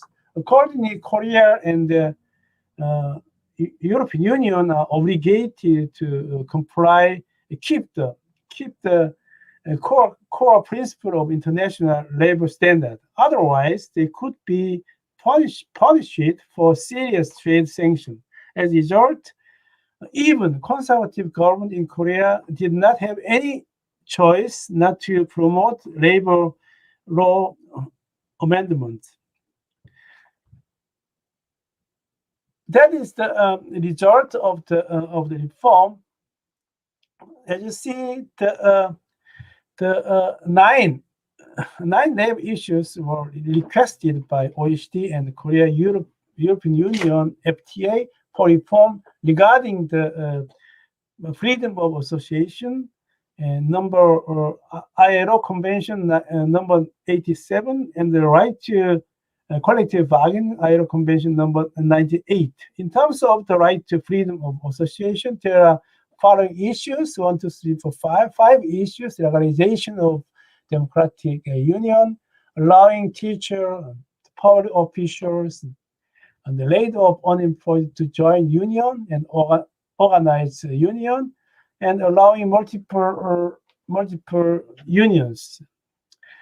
And also, the issues related to collective bargaining right include 4 issues. Here, 4 issues: the abolition of the Three-Parts Intervention Ban Act, which restricted joint bargaining and the political activity of trade unions; the reduction of the scope of essential public service that limited the union's right to strike; the autonomous decision of labor and management on wage payment for full-time union officials; autonomous decision of labor management on bargaining channel. That is all these issues which was requested by OECD and the European Union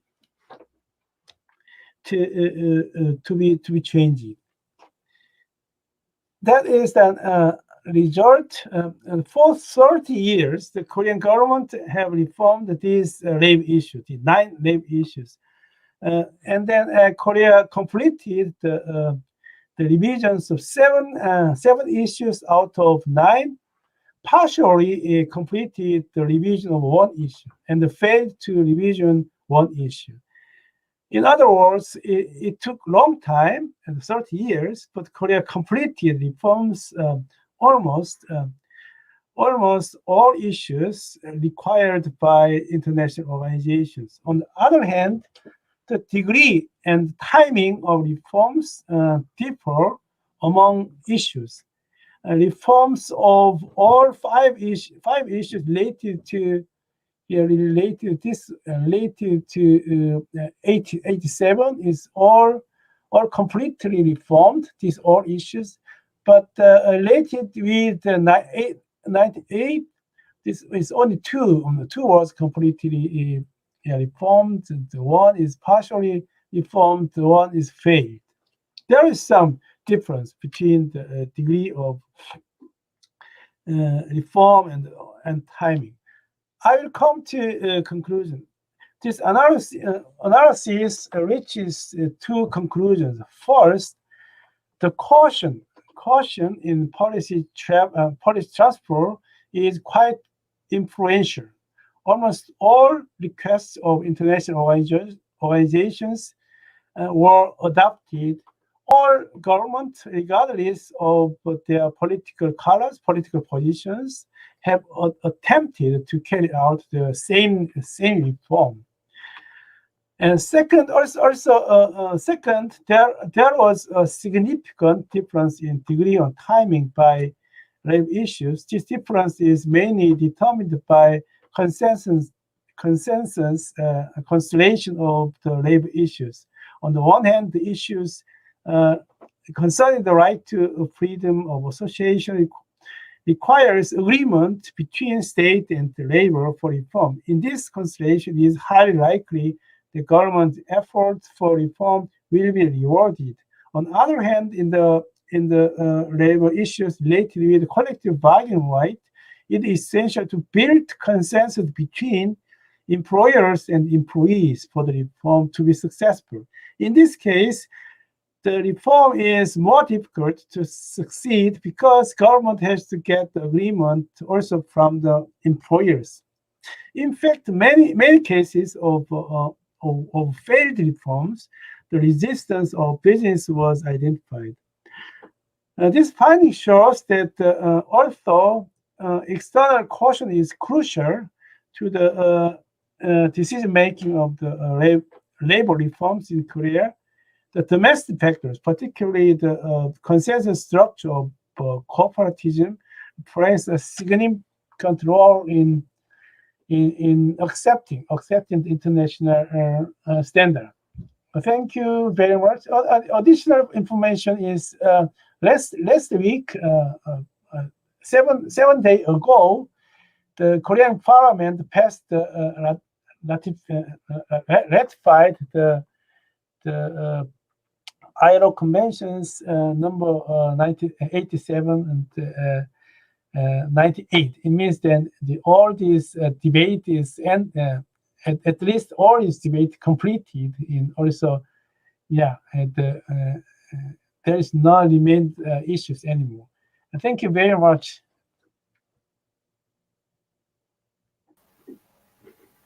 So thank you very much, Professor Kim, for this insightful case of importation of labor policies in South Korea. And we have a little time, but I have leave the floor to Kiji for the comments on the paper. Thank you, Julia, and thank you, Professor Kim, for that very interesting discussion. I'm going to give three sort of broad comments, and my questions are going to revolve around the three comments.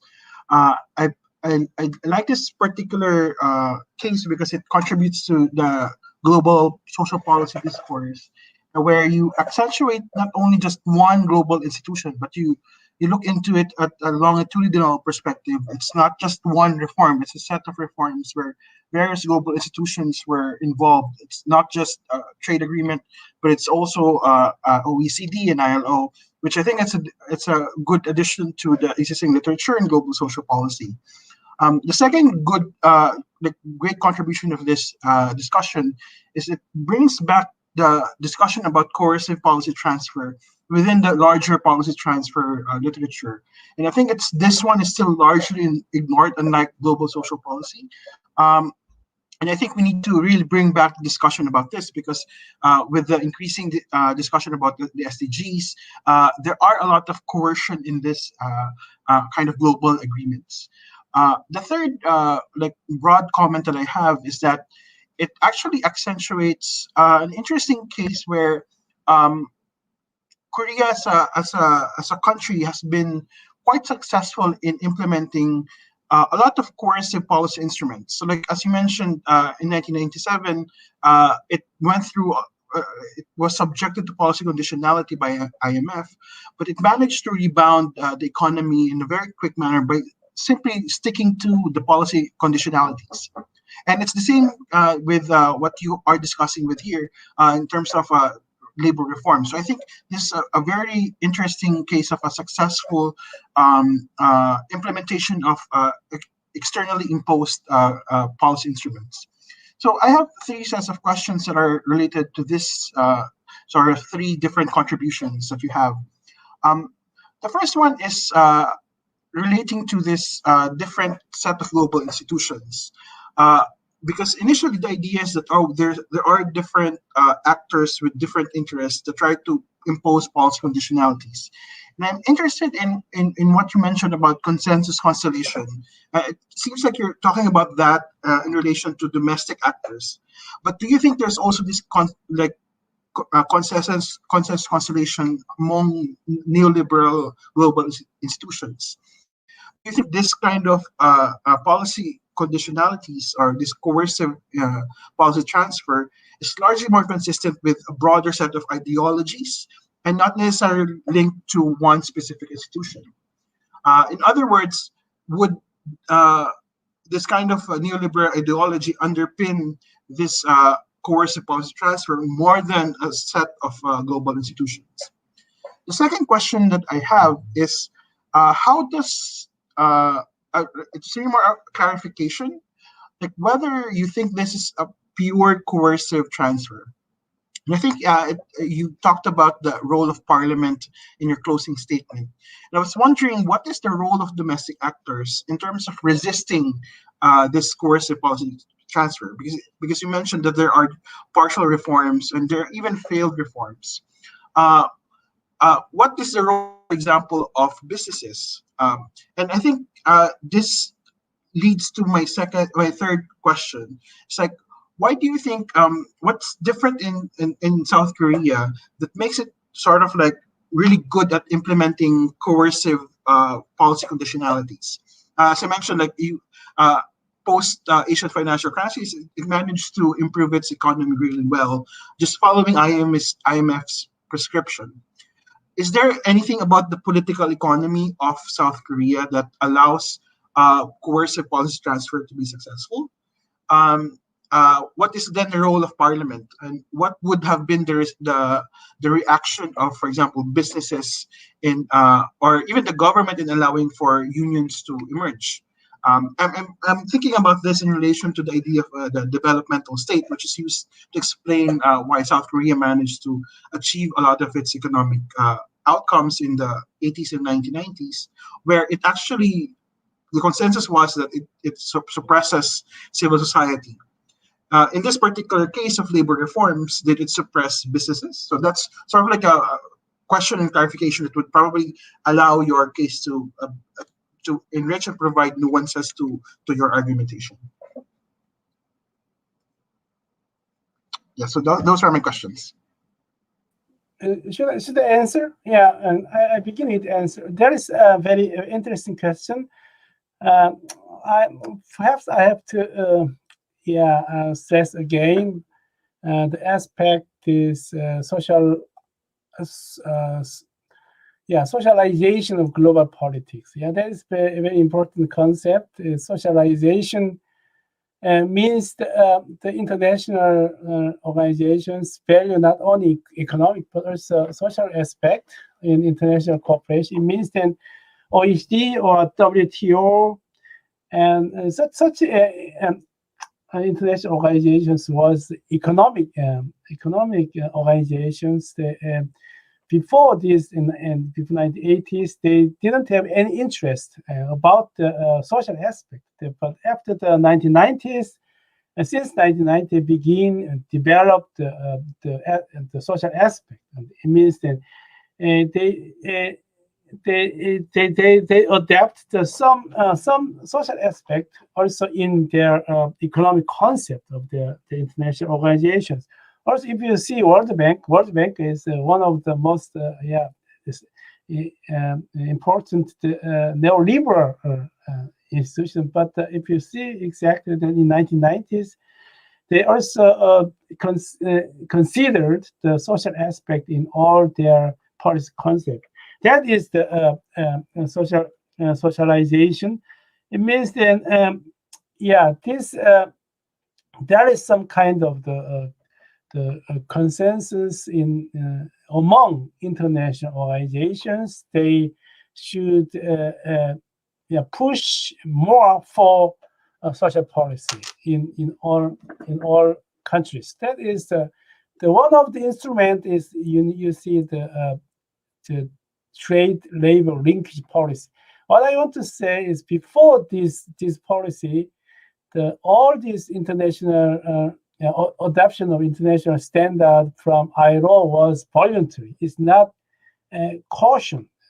Only the policy learning, or it can be regarded as competition and so. But it was not never caution because there is no sanction if the country don't adapt the international standard. But with this concept, concept of trade labor linkage, this linkage changes the characteristic of policy transfer from international organizations completely. Then if country do not meet the international standard requested by international organizations, they can be punished for trade sanctions. There's really threatening of huge sanctions. The Korean government, you see, they really afraid of these trade sanctions. There's reason why all Korean government, not only the progressive government, also the conservative government, try to reform which meet the standard of ILO. that was interesting. Yeah, I want to try this at this point, and you see here your question about this constellation. Consensus constellation is not consensus constellation. Not means the consensus between the international organizations. What I want to say here, and this is more perhaps more correct definition. The consensus structure of cooperatives means then, there we have here two kind of the policy issues. One is concerned with 87, and one is 98. This policy, these five policy issues related with 1980, the required agreement of labor. They don't if the government try to implement reform, they need only the agreement from the labor. In this case, the government can have more easily implement the reform. But in this case, in late in 1998, here the government need agreement not only from labor but also from the employers. It means then if government achieve the reform, to be successful in reform, they need a consensus between the employers, employees. As you see in Korea, also on all countries, the both sides, the employers, employees, it's very difficult to some kind of find consensus between employers, employees. Therefore, this kind of policy issue is not relatively not so successful in comparison to the policy issues related 87. That is about the consensus constellation, and the next the question was about the domestic actors. And that is very. What is the role of domestic actors? That's what I mean. As if I describe all the cases of the reforms, the story is very complicated. I try to simplify this structure of these reforms, to increase understanding for the people who don't know about Korean policy making process. But you're right. There are so many political actors. Also, also labor unions, not only labor unions, also social movements. Also, but there are so many actors. But what I want to say, in spite of so many political actors, the decisive role, the decisive factors for reform was not these domestic factors, but international factors. The caution, as I said in the end, the caution, the external caution is crucial in all this reform. But however, the domestic factors like cooperatism have also influenced. They can, in terms of the timing, in terms of grade of reforms, with these domestic actors, we can understand why then all this reform took so 30 years. 30 years, yeah, 30 years, really long period, especially for Korea. For Korea, 30 years means then, 100 years in other countries. In Germany is, I think, for 30 years in Korea is 150 years in Germany. That is really a huge, long period was taken for all these reforms. Then in this, because of the also domestic actors have also some significant role in this reform process. Perhaps that could be answered. I don't know. Can you understand more?